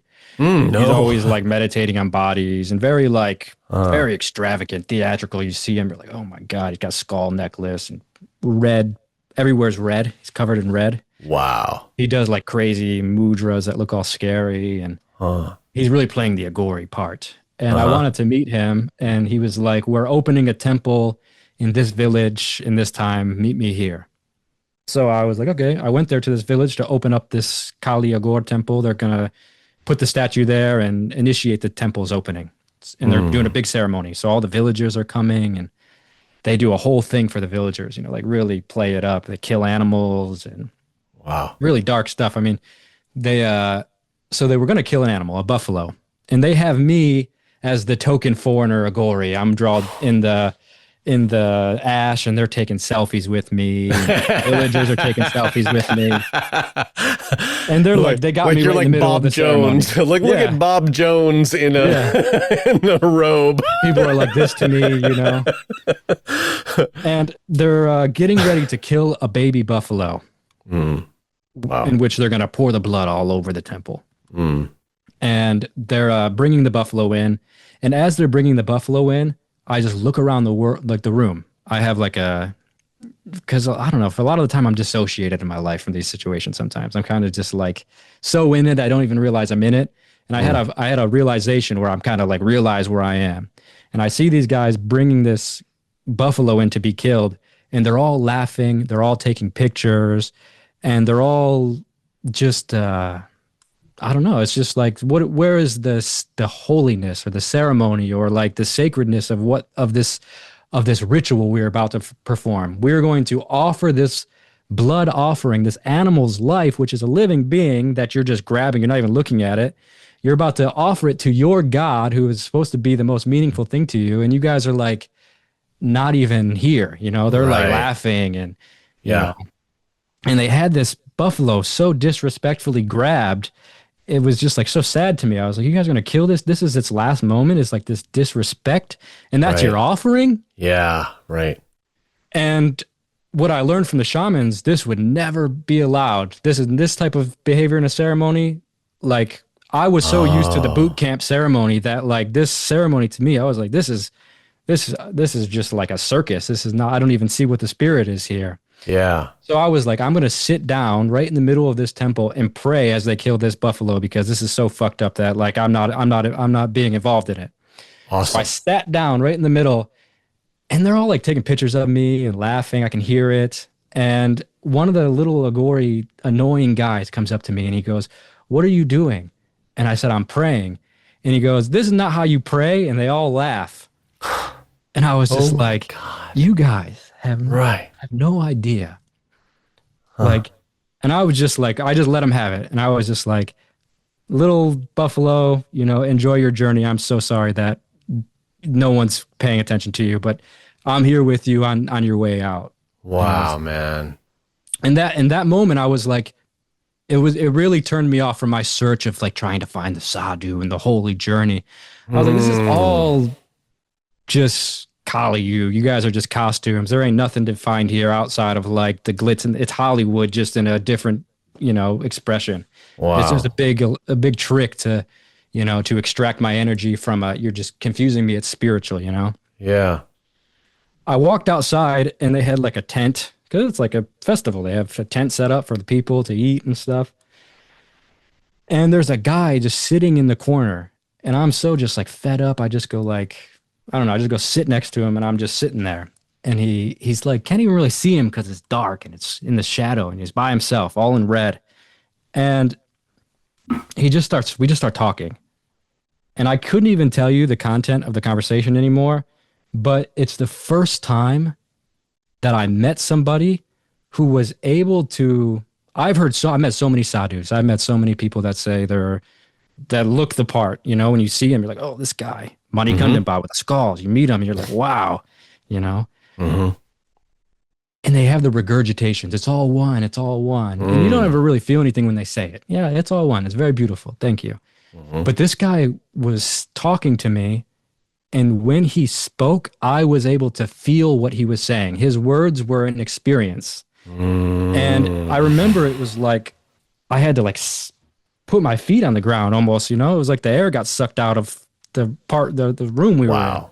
Dope. You know, I had to like station myself from the blowback of this wisdom I was receiving, and I couldn't even tell you what it is. Yeah. It was just the fact that he was able to transmit through his words. It wasn't even the words. It was that, wow, this is. And this guy, his name is Bhavani Baba, and he ends up being kind of an important person in my story as far as that world goes. And he's also like an Agori. He did the ash stuff. And it's been interesting because I watched him go through his journey too. And he's said the same thing. He was just like, these guys, this is just, you know. Wow. This is not real sadhus, you know? Yeah, totally. I understand. And that's so interesting. I'm so glad we get to share that side of things. And then I want to present two options. I mean, I want to present two other situations where, you know, when you were telling me this story, I was like, oh, I wonder if this is going to turn out to be one of those things where you're stepping into a context that you're unfamiliar with, where it looks like they're all laughing at it, but it's actually like some sort of prayer ritual, or this is like them. Like, do you know what zozobra is in Santa Fe? No. It's a gigantic effigy that at a time once a year during something they called festival, I think, which is like a 4-day, I think, a period of time in New Mexico that celebrates mythology and the original people of that land. And there's this, I arrived at 20 in Santa Fe to live for a couple of years. And on my first day there, I went into town and I met some kids, and they were like, oh, hey, are you going to come to Zozobra? And like, oh, you got to come. And it seemed like everybody in town was out in the street and they were all walking toward this area. And so I followed the masses. And as we got closer, I saw this gigantic monkey, sort of like a sock puppet monkey, almost like a style. And it was huge, just like a 3-story, 4-story thing. And it's all chained up. And everybody just starts yelling in town. This is in Santa Fe. Everybody's just yelling at this thing, burn him, burn the fucker. And I'm going like, where the fuck did I just move? This is crazy. What's going on? I don't relate to all this negativity. Yeah. What do they mean burn him? And then they set this thing on fire, and he's like, he's going, roar, and he's like suffering, and they're like cheering. Yeah. And then afterwards, somebody said, this is the clearing, the purification of everybody to get out their negative energy. And so they give it all to Zozobra, and Zozobra burns. And so this was one of those things where I kind of misinterpreted. I wish something. it was that. I know, right? Yeah, I right. wish it was that. Totally. I could tell these guys are just completely unaware, costume wearing people trying to get some money. And and those are everywhere. If Money Kundin Baba is watching, I'm sorry. He's a very black magic guy. Don't want to get Sure. And the other example is when I took refuge in my teacher, my Vajrayana teacher, Lama Lanang Rinpoche, a couple years ago. It's like a ceremony where you invite your friends and family. And I made it a public thing because the podcast had been out for a while. And so I was just like, you can come, I'm going to take refuge and you're invited. And it was great. My kids were there, and partner, and a lot of mentees from around the country and family, and very sweet. And during the ceremony, just after the ceremony concluded, which is a story I'll tell you sometime, of my mind feeling like it was opening and the gates, it was, I don't know if everybody feels that, but I had this crazy experience taking refuge in my teacher. But right afterwards, everybody goes to lunch. And my teacher was like, hey, stick around, you know? And so I went and sat next to him. And it's just sweet. It's this room that's been full of people. And I've just done this heavy thing. Like, I basically got married. I stood up for all my incarnations and gone like, hey, guys, I'm sorry, I'm speaking for you, but we're just going to keep coming back here as many lives as it takes in many forms to, you know, to serve the world, you know? So I just made that declaration, and that this was going to be my teacher, my ultimate vehicle and symbol of awakening and something to model myself after. So the room is now quiet. It's just he and I, huge ceilings, like in this room. We're these tiny little specks in this room. And he goes, come sit next to me. And he's like, look at this. And he's like scrolling on his phone. He's scrolling Facebook, you know? And he's like, look at this. And he shows me this. And it's like this guy, I don't know, I think it was in Indonesia or something, but this guy is just eating like these crazy bugs. He's just like eating centipedes and he's like, look at that one, you know? And I'm going like, what did I just, you know, what is this? I'm intrigued, you know, but I'm also like, did I just get full, you know, and I can't ask any questions anymore. You know, I already did the thing. Ultimately, what this is like, he was showing me, and one of my favorite teachings they ever gave me is stop guessing, which is insane to say to a rational person or any, you know, stop guessing. Guessing is what, you know, built the world on some level, you know, but he's like, stop guessing. You'll never know. And even if you did, it's not real, you know, like what you think the thing is, even if you got there, so what? You know, that thing is also comprised of all these other things and all these other things. And you'll never get to the thing that you think, this arrival point. So stop guessing about it across the board. And this scrolling and looking at this stuff, and it's just helped me everywhere I go. Things are not as they appear, nor are they otherwise. One of my favorite quotes. It's just your friend who passed away. Things are not as they appear, nor are they otherwise. Yes, it was a tragedy. Yes, he committed suicide. Yes, and this particular person studied. He was not somebody that was complacent. He studied the other worlds and this world, and you know. So things are not appear, and nor are they otherwise. Is like my life now. I just see everything that way. I want to come up with, oh, this is that. But that's what Vajrayana has done, is sort of like blown apart the rational. The stages have been like learning how to breathe and be mindful. And then that's like kind of Hinayana. And then Mahayana has been like, hey, go serve the world. And here's how to clear your karma and be compassionate and be a bodhisattva. Go show, like in AA or something, where you get sober and then it's like, hey, go help people. Yeah. You know, and then Vajrayana is like this secret compartment that opens up from Mahayana that basically like everything's in everything, up is down, left is right. Like there's no form anymore. And, you know, and there's no harmless place. Like vegans, you know, I was vegan for so long. Yeah. And like, I didn't think about all the bugs that are dying on the windshield of the drive of the truck, you know, led us to the grocery store. In a way. Yeah, it's completely inescapable. And that harm's everywhere. He's illustrated to me, and I'm going off on him right now, I know, on a tangent, but thank you for supporting my tangent. But he's like, when you throw a rock in the sky, you just see a rock. He's like, I see a trail of blood.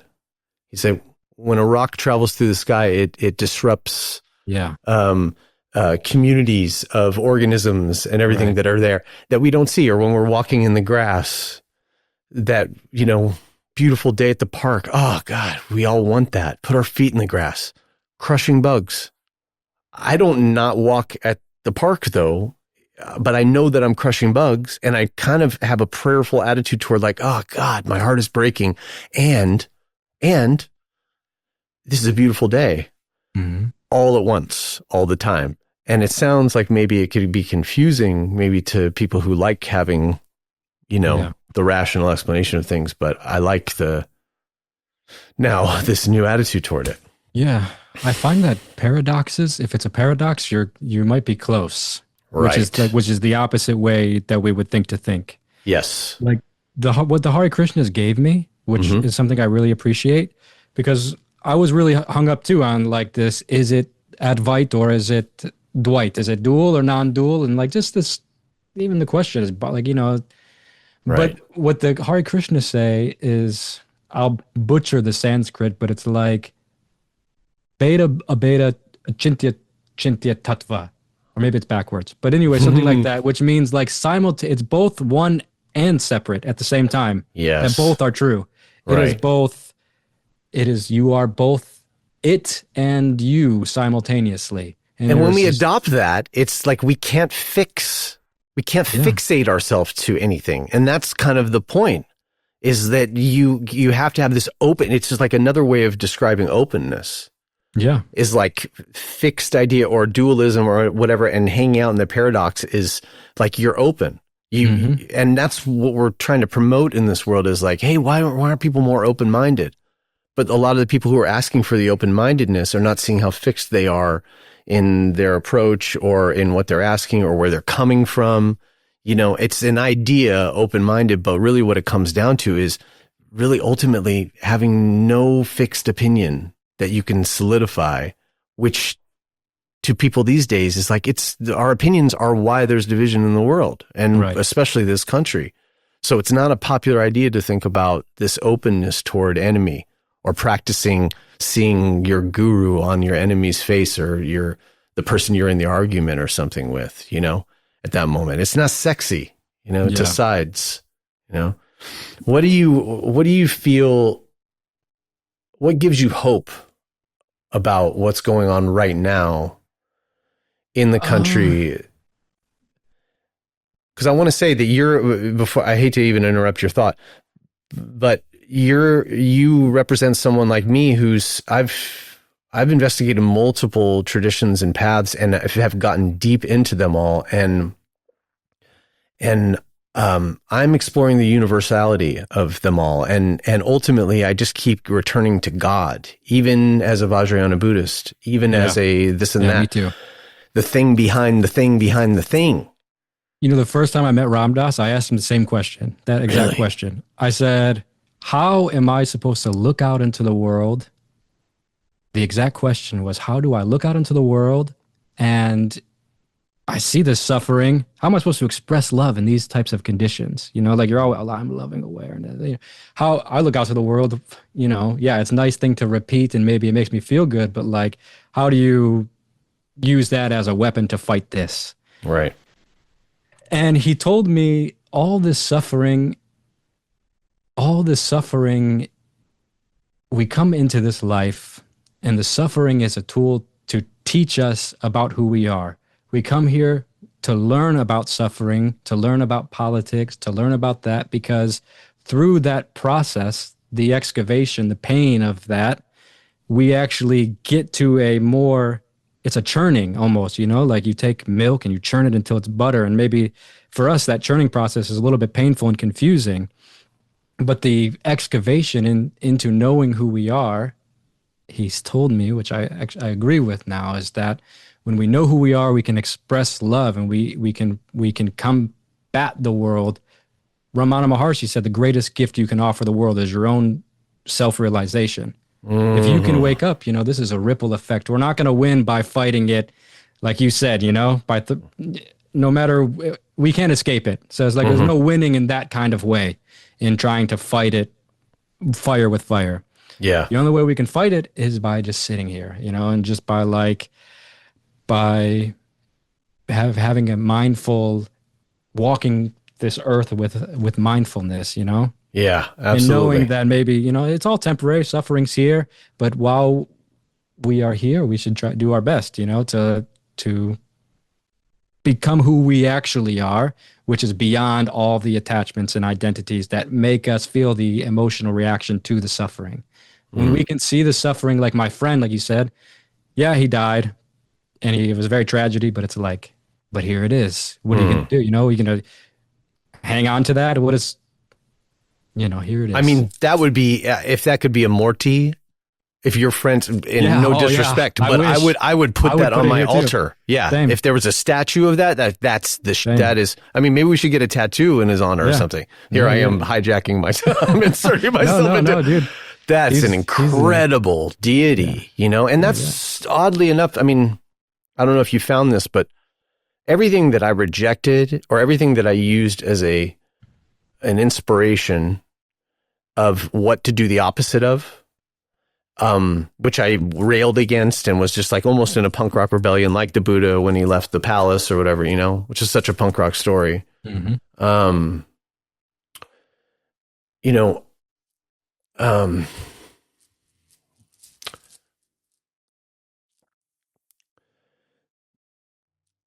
God, sometimes I'm getting older. So to bring it back to this Agori moment, there Yes. was a weird synchronistic moment Okay. that was there, almost a foreshadowing. Uh-huh. When they killed this buffalo, I looked into the corner of the temple and there was a toad sitting there. And I remember laughing, being like, dude, that's so funny. This toad's probably like, I don't know. Like I had this cartoonish image in my head where it's like terrified because watching the sacrifice. Yeah. I don't even know if I had any idea. I didn't know what was going on. It's a toad. But I had this idea like, oh, no, they're going to get me next. I'm just going to sit here quiet. But this guy I met, Bhavani Baba, the guy I met at the end that kind of gave me this wisdom and kind of in a lot of ways restored my faith in Dharma. Because these guys, after that moment, I was like, fuck this. You guys don't know what you're doing. This is a big play. And I've been a fool trying to think I was going to find something here. And then after I fully let all that go and was in absolute disgust, he just like, I don't know, like a fisherman just was like, no, don't worry. But later, a couple years later, maybe 3, 4, 5 years later, I have the guy, Jose, that owns the ayahuasca center. He also kind of explores his own shamanism. He's from Mexico, and in Mexico, they have the toad, the 5-MeO toad. Yeah. He ends up going to India with me, bringing the medicine from the toad, and gives it to Bhavani Baba. Whoa, you're on like a Ram Dass trip, like an original Richard Alpert like thing of like, what is this? Or bringing the psychedelic to India. Yep. Wow. I mean, I give Jose all the credit for that. That was his exploration, but I got to witness it, and it was it was crazy. We gave it to 3 different sadhus. I give the kind of the whole story on YouTube, but they took it? They all took it, 3 of them. We gave it to 3 people, yeah. Wow. Okay, so the story's on YouTube. What's the title of it on there? For one a quick find. Well, I talk about it in the new podcast on the Be Here Now Network, the Flowerhead Show. It's just in the first episode. There's another video on my YouTube channel called like Sadhu Meets the Toad. And there's another one called like, which is the more in-depth one. I gave an Agori DMT and he laughed at it. I'll give you just to finish the story, just so people, I don't leave them on a cliffhanger. I kind of like, I don't know, maybe it's disrespectful, but I was like, these guys don't fully understand the chemicals we're using. Like 5-MeO is a very powerful experience. There's no way escaping it. You know, it's chemistry. It's not gonna not do anything. So I was like preparing Bhavani Baba. I was like, I know like meditation, you guys, it's you know, you have discipline and stuff, but like this is a little bit something different. Like you're gonna feel high. It's gonna do something to you. So I was like, you know, and they're not dumb. You know, they can have datura and weed. They're not, you know, they know how to do drugs. You like brace yourself though a little bit. Brace yourself, yeah. Just like I would do to any of my friends. Sure. And he's like, he don't even care. He's like, yeah, whatever. And so we're in Varanasi, where Raghu had his vision with Ram. And we're on the other side of the river, on the sandy bank side, and you can see the cremation grounds from where we're sitting, the smoke. And we lay out a blanket, and my friend Jose has his drum. He plays it like a real native ceremony. He's singing in like the indigenous language from Sonora, where the toad comes from. Nice. And the whole ceremony, like how he would do it for anybody. And he really loads it up for Bhavani, because I like told him to. I was like, we got to make sure it works for him. You know, don't give him a light dose. He's a vet. You know, we can give it to him. And he takes it. He clears the whole thing. You know, Chillum smoker just sucks all the air out right out of the pipe, and he just sits there. And like for 5 minutes, he doesn't do anything. And I'm like, oh man, is he like? He's not reacting. Usually, people collapse or they drool or they move or they cry or there's some reaction. Usually, almost everyone just falls. And he's just sitting there in his meditation position. And I'm just like, oh man, he must just be real deep in it if he's just like this. And then after 5-6 minutes, he clears his throat and he opens his eyes and he looks at me. He leans in a little bit and he goes, "Are you happy now?" What? I was like, oh, Wow, you got the Maharaji. He told me, "Are you happy now?" And he didn't even look at the shaman or anything. Looked directly at me. "Are you happy now?" And I was like, I wanted to pretend like I didn't know what it meant. So I was like, "Okay, what do you mean? Like, tell me, what is your experience?" And he goes, "This stuff is." He didn't like dismiss it or like shrug it off. He said like it's powerful, but all it does is show you the spirit that he said it. All it does is show you that spiritual power exists. And if you don't believe that, maybe like, yeah, you need this to see that it exists. And he leans in and he goes, "This is a 5-minute light. But sadhu means something different. The sadhu means light forever."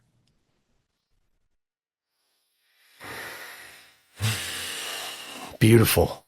And after that, I've kind of like given up psychedelics for the most part. I've done it a few times since then, but like that moment, I was like, oh, wow, I thought I understood spirituality, but that sentence just cracked open a whole new horizon for me. Like I didn't think it was possible this is chemistry. How do you combat chemistry with focus and discipline? It's not possible. Yeah. You would think. Yeah. And the part where he's like, are you happy now? Is it like, look, I participated. I mean, besides everything that you're talking about taking away from this, like, is there also like, are you happy now? Are you happy that I did the thing that you wanted me to do, even though I'm already there, kind of thing? Like, are you happy because I participated? Yeah. It was like, there, I did it. Like, are you happy now? Like, right. Because I was not begging him, but I was like, you got to do it. Like, I want to see what happens when a Nagori, someone that's entire life is around dissolving the self, meets the God molecule that dissolves itself, you know? Right. What happens? Right. And he shrugged it off. Dude, that's so beautiful. That is so beautiful. What a great story. So, and I mean, obviously the famous Ram Dass story. So, I mean, you got to experience that directly and watch the effects and have the same fears, almost like, oh, look, he's getting deep into it. And then it's just kind of like, look, I never went anywhere, which is amazing. It's an amazing thing to show. I did ask him a few times. I was like, come on, tell me, like, what did you experience? Like, come on, like, don't give me the spiritual answer. And he said, he was like, I left my body and I sat on the sun and I could just see the light of the universe everywhere. Whoa. Okay. So he actually went somewhere. Yeah. That's great to hear. But he said, like, he's like, that, you can do that. That's not something you need a drug to do. You just, we give it to another person, another Baba. And he said this, because we said, how does this compare to your normal practice? Mm-hmm. And he said, this just builds it up really fast. For me to have like a pranic movement experience, I have to really be focused and take, maybe fasting. And, it's not as easy as just smoking something, but it's possible. It's possible. Yeah. There's a lot of people who, famously run to the jungle to do a ceremony and then come back and there's no context for what went on there in the jungle and no support. Yeah. So, and I heard Hamilton Morris talk about this once in some talk where he was saying like, when you're on the subway in New York after coming back from an ayahuasca retreat, like there's no one to bridge that gap into like, how is this experience with all these people? It's one of the biggest faults of the ayahuasca industry. Yes, I agree. They're selling you a big magic pill, anything you have. Right. Stomach pains or traumas or PTSD, come, let the shaman give you the potion. And for some people, it works. For most people, it works temporarily. Yeah, absolutely. And then they're back on the subway. Right, exactly. And it's the same, oddly enough, with rehabilitation. These are like bubbles. You go to rehab. It's a 30-day rehab where you're in some place that kind of is not like your home life, where you're having to work and have relationships with people and all that. You're working on yourself, but you're kind of taken away. And a lot of people leave rehab and it doesn't stick because in the same reason, there's no bridge that helps you integrate the experience, And so mentorship's so important at this time, for these reasons, but also, there's a lot of mentors out there, so you have to be discerning and There's this great book on the guru-student relationship on Shambhala Publications by a teacher named Zongsar Gyamyen Khyentse Rinpoche, who's like, I see him as like the Q-tip of Tribe Called Quest. He's sort of that of Tibetan teachers. He's just like this filmmaker, and he's always kind of fashionable, but he's like completely a manifestation of Manjushri, one of the important Buddhas. But he has a book called The Guru Drinks Bourbon, which just immediately, the title of it should make you think, like, yeah, what's going on there? And that's what the whole point of this book is, for you to, well, I'm gonna let this car pass. An owl once taught me at sunrise, I was sitting in a place that was quiet and there weren't many cars around, and this owl was just going off. And then this truck, a semi-truck in the distance, went by and it stopped hooting. And it waited until the truck passed, and then it started again. And I was like, wow, that's a lesson. Like, it's not gonna compete with man-made noise. It's like, just get quiet anyway. But that guru-student relationship thing is so important, and mentorship, or whatever it is, and discernment around it, because there's just so many questions that you should ask before taking that on. There's a lot of investigation that you should do, but it's important. It's important to have people modeling the Dharma in the everyday as householders, and just as regular people who are paying bills. Like the phrase, know your Buddha nature, but also your social security number, that kind of thing. People who are doing that in the day to day, and showing you how to pray when you send a bill to the IRS, or I've used prayer when on the phone with the IRS. I've been working a mala with a lot of fear around, it's like the monumental IRS is like a huge monument it's death or taxes. We're told that from when we're young. Those are the big fears. So being on the phone and like working out an arrangement with the IRS, and hoping that it goes okay. And while I was on the phone, I was like, I need to see this person as my family member. So I just started like working my mala and thinking about this woman and all her ancestors. And every time I worked the mala, it was like a different one of her grandparents. And I kept on just sending love to her while I was sitting there waiting, talking with her. And by the end of the conversation, I swear, Dakota, she goes, we both were crying, because I told her, I was like, I just want to tell you, this has been the greatest conversation that I've had about this subject. And thank you for being there. And this is what I've been doing. I don't know what your spiritual beliefs are, but I've just been praying for your family. And she started to cry. And she said, this is the best call I've ever had, and that was with the IRS, so I just think that anything's possible. But it's good to have these kinds of people who are like working this way with this thing, and not seeing us, these worlds as different. I do my spiritual practice over here, but then here's the real world. Yeah. There's so much dualism within even the spiritual community. It goes back to the Ramana Maharshi quote that the best gift you can offer people is just that presence of your mindfulness. Absolutely. Because like humans are so contagious. Like I had a stepdad growing up that was like a really abusive drunk. And I remember anytime you would get around him, it was just like the room darkened, and like it was just, it's very contagious to be around someone like that. Totally. And even if you see someone you don't know, a stranger on the street crying, you get pulls on your emotions. Or if you see someone with a crazy laugh, you kind of giggle. Yeah. So humans, our emotions are very contagious. And I think spirituality, like Bhavani Baba, for example, people have this idea of the guru. If I met the guru, I'd ask this question and I'd want to know this.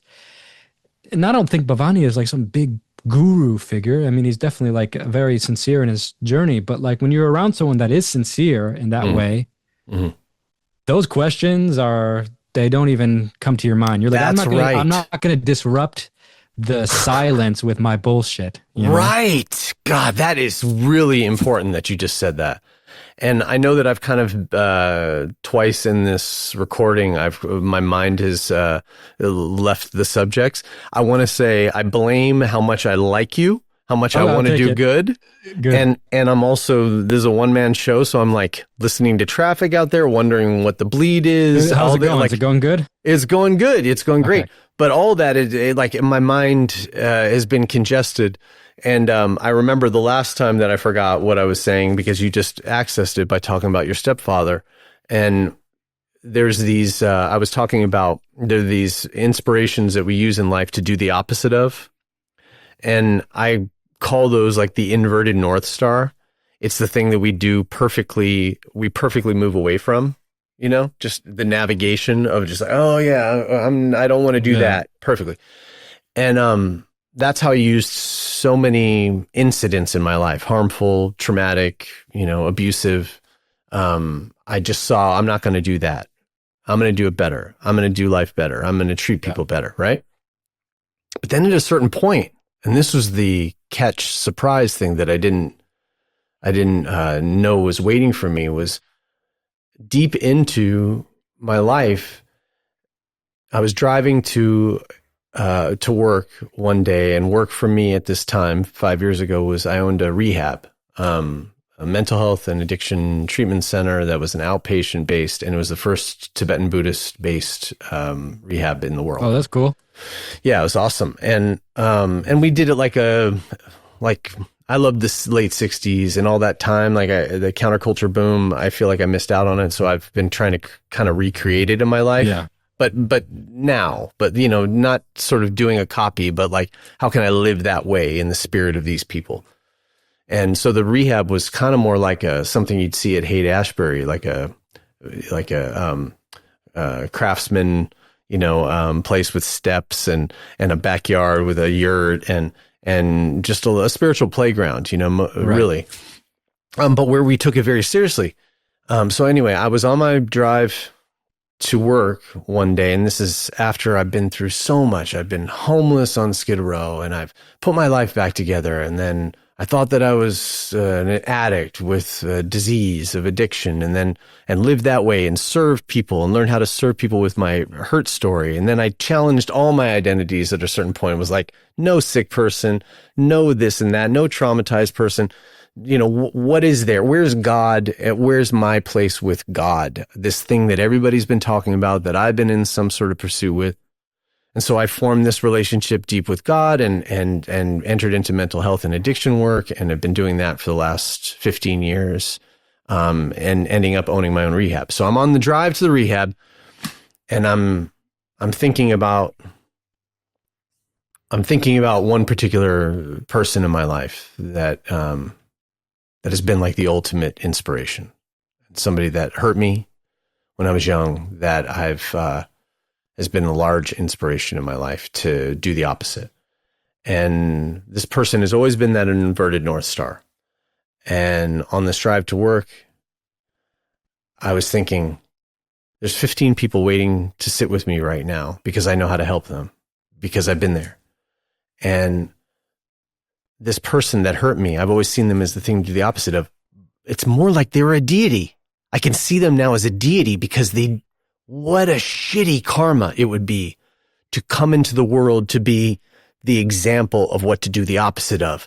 And they did that for me, is the way I saw it. And it made a me that I'm proud of, that now helps people. And I couldn't have done it without them. They're the dirt in which I grew from, you know, and I could turn around this person who, like, I saw as like the epicenter of so much of my hurt, really let me down, you know, did not have my back and hurt me. That person all of a sudden became like, now they're a deity to me. Whenever I think about them, I'm like, oh, thank you so much. And not even in a, you know, like a quick passive way. I mean, they are literally a deity to me, you know, and I treat them this way too. It's changed my attitude toward them whenever I see them. I just kind of want to, I don't have that thing anymore. I'm not like going, you hurt me. It's like, you made me. You made me this. And how, you know, how can I make your that's deep. life a little easier, you know? And this person's a family member too. So I get a lot of opportunities to show this love, you know? So anyway, that's what ends up happening in these situations. And it seemed like it was thematic with what you were just talking about. Yeah, it's good. These visualization techniques, are so much deeper than you think, you know? Totally. Totally. It's a whole mind shift. It's Yeah, cool it even just hearing you is. say that. It's like an etch a sketch almost. Like there's been this drawing that we've done. I don't know if, do you know what an etch a sketch Yeah, is? yeah, yeah. Okay, sweet. I don't even know if your audience maybe even would, but, there's these little things that you used to like the box that you could draw with, that use sand or something like that. And you could Yeah, like you could iron turn and dials. magnets or something. Right. Iron and magnets. Yeah. Right. And you could create little framework, but then you shake the whole thing and it just returns to a blank slate. Well, I want to get your opinion about this before we go, but this is a lot of people are taking up the spiritual path and always have. And there's a lot of people I know that have stopped at a certain point because it got too hard, because it wasn't what they thought. And I want to say, is it anything that you thought it was? And would you have signed up? I guess you are unique. I bet you probably would have signed up for all of this. Oh, yeah. Yeah, totally. Yeah, exactly. Yeah, I mean, you're designing it. But the spiritual path for me has been, I thought it was going to enhance what was already there. And what it really has done is just like erase my ideas of everything. And not to say that some things don't remain still, and preferences and gravitations and things like that, but meaning and sides and competition and I don't know, being able to enjoy the things that I normally enjoyed. It's kind of taken away a lot of those things and left me sideless.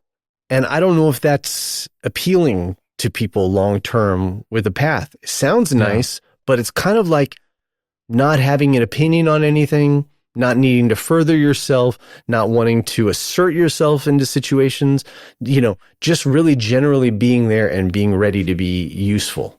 You know what's funny is they're saying like not taking sides. I find myself sometimes taking sides, even if I don't agree with them, just for the sake of just to play with the world. I do this so much with people. Me too. Yeah. But I don't know. I never really looked at spirituality in that kind of way. Like I am spiritual to get happy, or it's always been like, I can't even explain it. Like I have this one moment that I really remember where it was awakening, and it was so unconscious that it's like I can't even call it like I don't know if I like rationalize it as like in the same way people rationalize doing spirituality. Mm-hmm.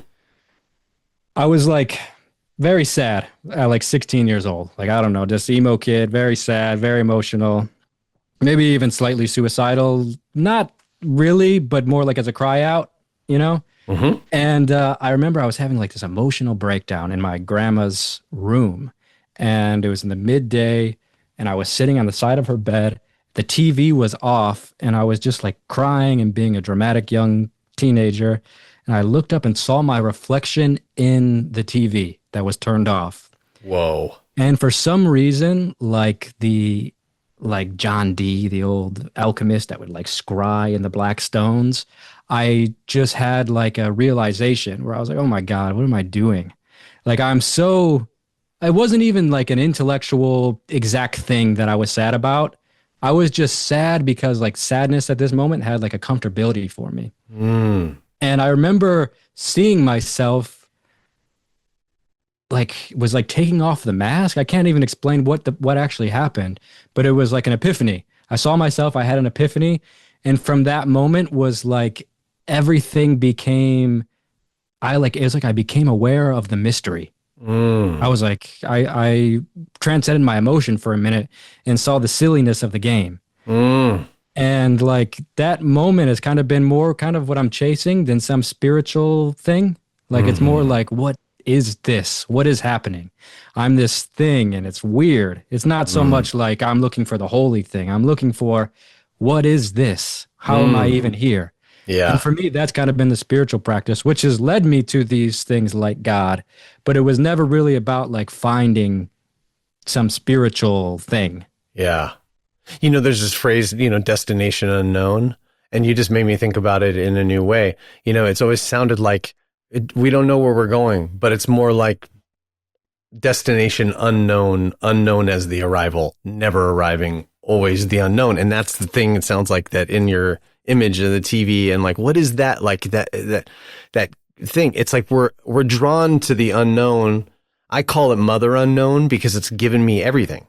Like nothing I have came like by my, I mean, it comes around a corner that you can't see. All the people in my life, From a Vajrayana perspective, a moment of grace like this, what does that mean?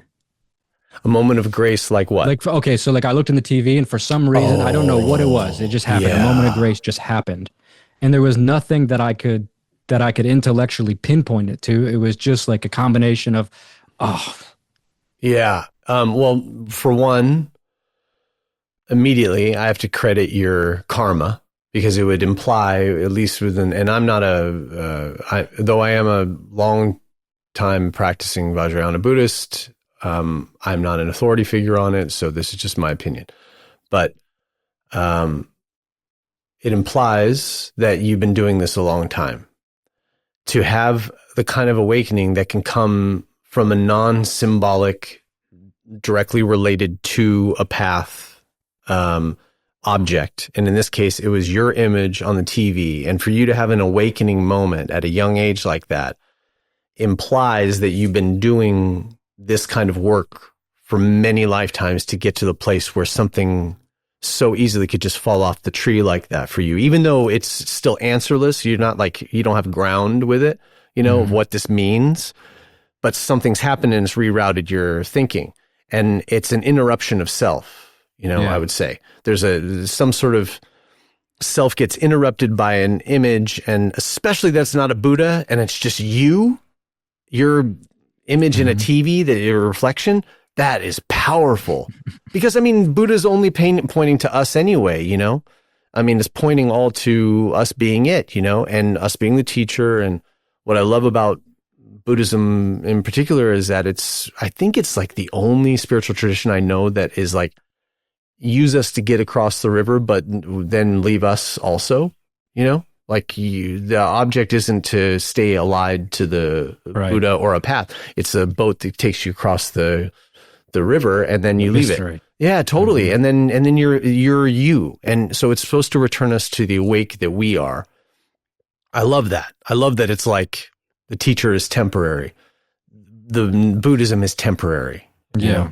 So anyway, it would imply that. It would imply that you've been doing this a long time and that there's an interruption of self there, but that it would set you on a whole new course would say that this so-called was in the design in this life, possibly even in what could be called the bardo. You know much about the reason bardo? I asked this question is because I had an interesting thought about the bardos actually. Because my dog died not that long ago. So me and my friend were playing the prayer for the bardos for my dog, and we were just like we were having like an emotional philosophical moment about the bardos. And I had a little flash of a realization that these moments of synchronicity or grace are in a way like your teacher from a long time ago or the people around your body doing the prayer. And that moment where you have that grace, it's that prayer rippling through the bardos to get you in that moment. Remember, look, I hear it. I hear the prayer. Yeah. I can't tell what it is, but for a moment I hear it. And you get that remembrance for a second until we're back in the distractions. But right. I had that idea that like it's the people praying over you right now, and we're in the winds of our karma right now. Yeah. And that those grace moments is them standing over our body right now. Yeah, absolutely. That's beautiful. And there is you can certainly, from a Vajrayana perspective, you can train for these moments to where you can bypass the bardo, I mean, the goal is to bypass the bardo, to be so practiced in seeing, in this case, it would be Amitabha, which is a red Buddha, which is the one that you're supposed to practice with for death, practicing with that image throughout life. I picture Amitabha all the time. It's on my phone and I'm seeing it in my head all the time. So I can, at the moment of death, there's a recognition, there's a flash and it happens. There's a bypass of the bardo that can happen. So-called bypass and so-called bardo. So-called is my favorite thing to say. Are we in it right now? This is the bardo of the living. We're in the in-between. Yes, we are. But what is the difference between the living and the dead? If it's all just like these karmic things moving. Well, we have a body. We have a body now, and it can change its mind, and it can change its karma. We have a body that is an instrument that allows us to, and especially human beings, we can go from sad to happy, whatever. We can change our state. Mm-hmm. Without a body, we can't do that. We are just our karma. We're the bundle of karma that our particular strain or thread or, no faucet for the water to come out. Right. Exactly. So we can't control what is. So the idea is, this is the idea of how we live is how we die. Ram Dass is famous for having that conversation with Emmanuel, where Emmanuel said death can be like taking off a tight shoe. It's like taking off a tight shoe. And I'm just the motherfucker who's like going, yeah, but can we actually practice to where it's like taking off it's very comfortably slipping out of a loose shoe, And I think with practice, we can do that. Like most people are taking off the tight shoe and finding that there's like all this spaciousness when they die, maybe, something like that. But we are our karma. So we die exactly how we're practiced in mind. Mind is the only thing left. As the body disintegrates, it disintegrates elementally while we're alive. If we're allowed to just lay there. See it too. This is just a new interest to me, is to like get into the Tibetan stuff, and this whole science of the afterlife and the death experience is like, how did you guys figure that out? Right. Because it's like, even just through the psychedelic exploration, you can see that there is something to those spaces that these guys is reflective to what they're explaining. Well, think about this. And here's a very simple answer for that. Simple, just casual, non-authoritative answer on that. Ramana Maharshi, as you were talking about, and the silence, and also the subtle that comes with silence, and I don't know how much time when you were in the jungle. One time, I don't know if you had any experiences like this, but one time I was meditating right after taking refuge in my teacher, and a bird chirped outside, and I could feel it in my arm hairs. It was like a guitar. My arm hairs were a guitar being strung with each chirp. And things were so quiet within me and without, to be able to experience that there's a connection, that there's no separation. And so think about Tibet. We asked the question here, like, I don't know how they figured out these sciences, but look, we're covered in wires. You and I both are wearing headphones, and we've grown up in this whole thing. And you've been to the places where, the cave in Ethiopia, which is insane, that you climbed up this cave that you could die just in the climb itself to go visit this holy place, which is an incredible episode. I just have to say, it's one of his recent, and he risked his life to bring it to us. So go check out Dakota's stuff. And most of you already know him, or probably, I have the smaller audience for sure. But anyway, the subtle, there's no distraction in Tibet, and everybody's in on it, or they were historically before the communist, invasion of it. Now it's illegal to practice Tibetan Buddhism in Tibet. It's illegal. They have to hide in their closet like we used to smoke weed or whatever, not you until later. Yeah. But anyway, that's how you can explore these, going from one bardo to the next and seeing this stuff, is because people who practice, and especially where these traditions come from, where there's little distraction and everybody supports it. The whole villagers all, practice. It's the thing of the country, And there's Bon. Do you know the Bon tradition? Bon. Were the fortune telling type? Yeah, it was like the indigenous people of Tibet, and they're old. Like it was kind of the Taoism of Tibet before Padmasambhava. But Tibetan Buddhism is also a mix of Bon and so-called Hinduism, and all these astrology and all the sciences of the time, all kind of compacted into something, which makes it's like a superpower. Yeah, right. It could be. So I think that's how they got these answers, is because there are those who just in seclusion, we're able to go from the passing of the body into these states and then return. And it's just a continuation of mind, you know? How still can you get the water, Right. period, you know, and living, so-called living or dying, you know, and that'll tell the story. And I think that's how best I can come up with. Yeah. The mystery. Totally, man. Well, you're less of a mystery to me now, and to kind of wrap things up, but still a very compelling person in my life. And I appreciate that. Definitely. I feel very normal, but I see some people think this of me sometimes. Yeah. Do you got anything coming up that you want to, I mean, you got the podcast that we talked about. Yeah, and I just would like to plug that for those guys at the Be Here Now Network. We have working on a new podcast called The Flowerhead Show. And yeah, so far it's been fun. Plan to do some like cool interviews and stuff on there. So it's an interesting place to hear some cool stories. Dude, awesome. Right on. And Dakota of Earth, of course. And then is there another channel as well? Yeah, I just started a new channel called Dakota to Earth. So like the way that I kind of see it, like Dakota of Earth is like the ayahuasca trip. You know, it's like the here it is and the be immersed. And then the second channel that I just started is like the integration. It's more like talking about these experiences that I've had and kind of processing them or what I felt in that moment. A little bit more detailed and the integration of these bigger experiences. Man, I'm a fan. And you know, what's weird about fandom is I always put the people who do the art or who do the thing with the person themselves, and I always saw them as one thing.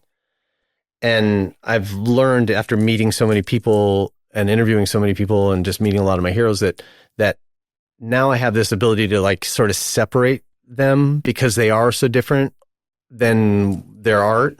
They are kind of, maybe their art is the thing that's actually shines the most, and not everybody's philosophically or spiritually, you know, whatever. But somehow it comes out in the art. You know, people like you and I, it's weird because we're these people who are out there, but it's from being who we are. There isn't an other thing. Like you're just like sharing. The medium is ourself. Yeah, exactly. Yeah. Which makes it very interesting as far as like being a public person. It's true. Because, you know, Brad Pitt is known for his acting. Everybody loves him for those movies, but they don't know him for being the guy who's doing diapers, you know, or whatever. Yeah. Doing diapers, filling diapers, changing diapers or whatever. So he gets to be another him, but you and I are sort of, this is who we are, and we're becoming known for that. So there's very little escape from that. And I don't even know if I want an escape from it. I'm here to kind of, do you feel like you're, without being grandiose or without being full of yourself or having too much of a thing of, modality or something, do you feel that you're modeling something, like modeling something in which way? Like modeling how to a way to live, a way to explore. Do you for people? Yes. Oh, I hope not. I mean, maybe like if they have some idealized version of me, I'm happy to them to project that. But you know, it's very easy to look at someone's life online and have all kinds of ideas about it. You know. And I've been very uncomfortable. I have a crazy life, I do admit, but like I don't fully realize it until there's someone to sort of like hold it in my face, because you know we're just all living our lives, and our lives are just our lives. But yeah, I guess like in some ways, I like you just do what you want to do in this life, and if you are committed to it, you can make it happen. Especially if we have the privilege of being in a country like the U.S., like obviously there's issues, but without a doubt, you have opportunity. No matter what color, your race, anything you are, you can work yourself up and accomplish a life that is, you know, within reason. You know, that is in your dream. As long as you have air in your lungs, you know, just do it. There's an option. Yeah, when I was growing up, my dad told me once that there's nothing to it but to do it, and it's such a simple statement. And that's the hardest part, is to do anything, but there really is nothing to it but to do it. So if there is a model that people want to project onto me, that's what I would want it to be, you know, just like commit, have faith, and just walk forward. You're going to work hard in life, no matter what you do. So work hard on your own dream, because if not, the only other option is somebody else's. Well, I'm new to you, but I so far, I think you're a great example. And Thank you. I feel the same way about you. This is a thanks, cool man. conversation. A lot of good stuff. Absolutely. Great to meet you in this way You and too. jam in this way. And Where I are look you forward from? I'm from Pasadena, California, but I live in Ojai now. Okay, yeah. I plan to make it out to Ojai hopefully this year. I don't know. But if I do, I'll for sure see you when I'm out there. Oh, totally, dude. Totally. At the very least, I mean, we'll casually hook Yeah. up. If not, do something together. It'd be fun too. Yeah, please. Okay, man. Thanks so much for being here. Thank you for inviting me, Jaymee. All right, man. Take Okay, care. love is the author.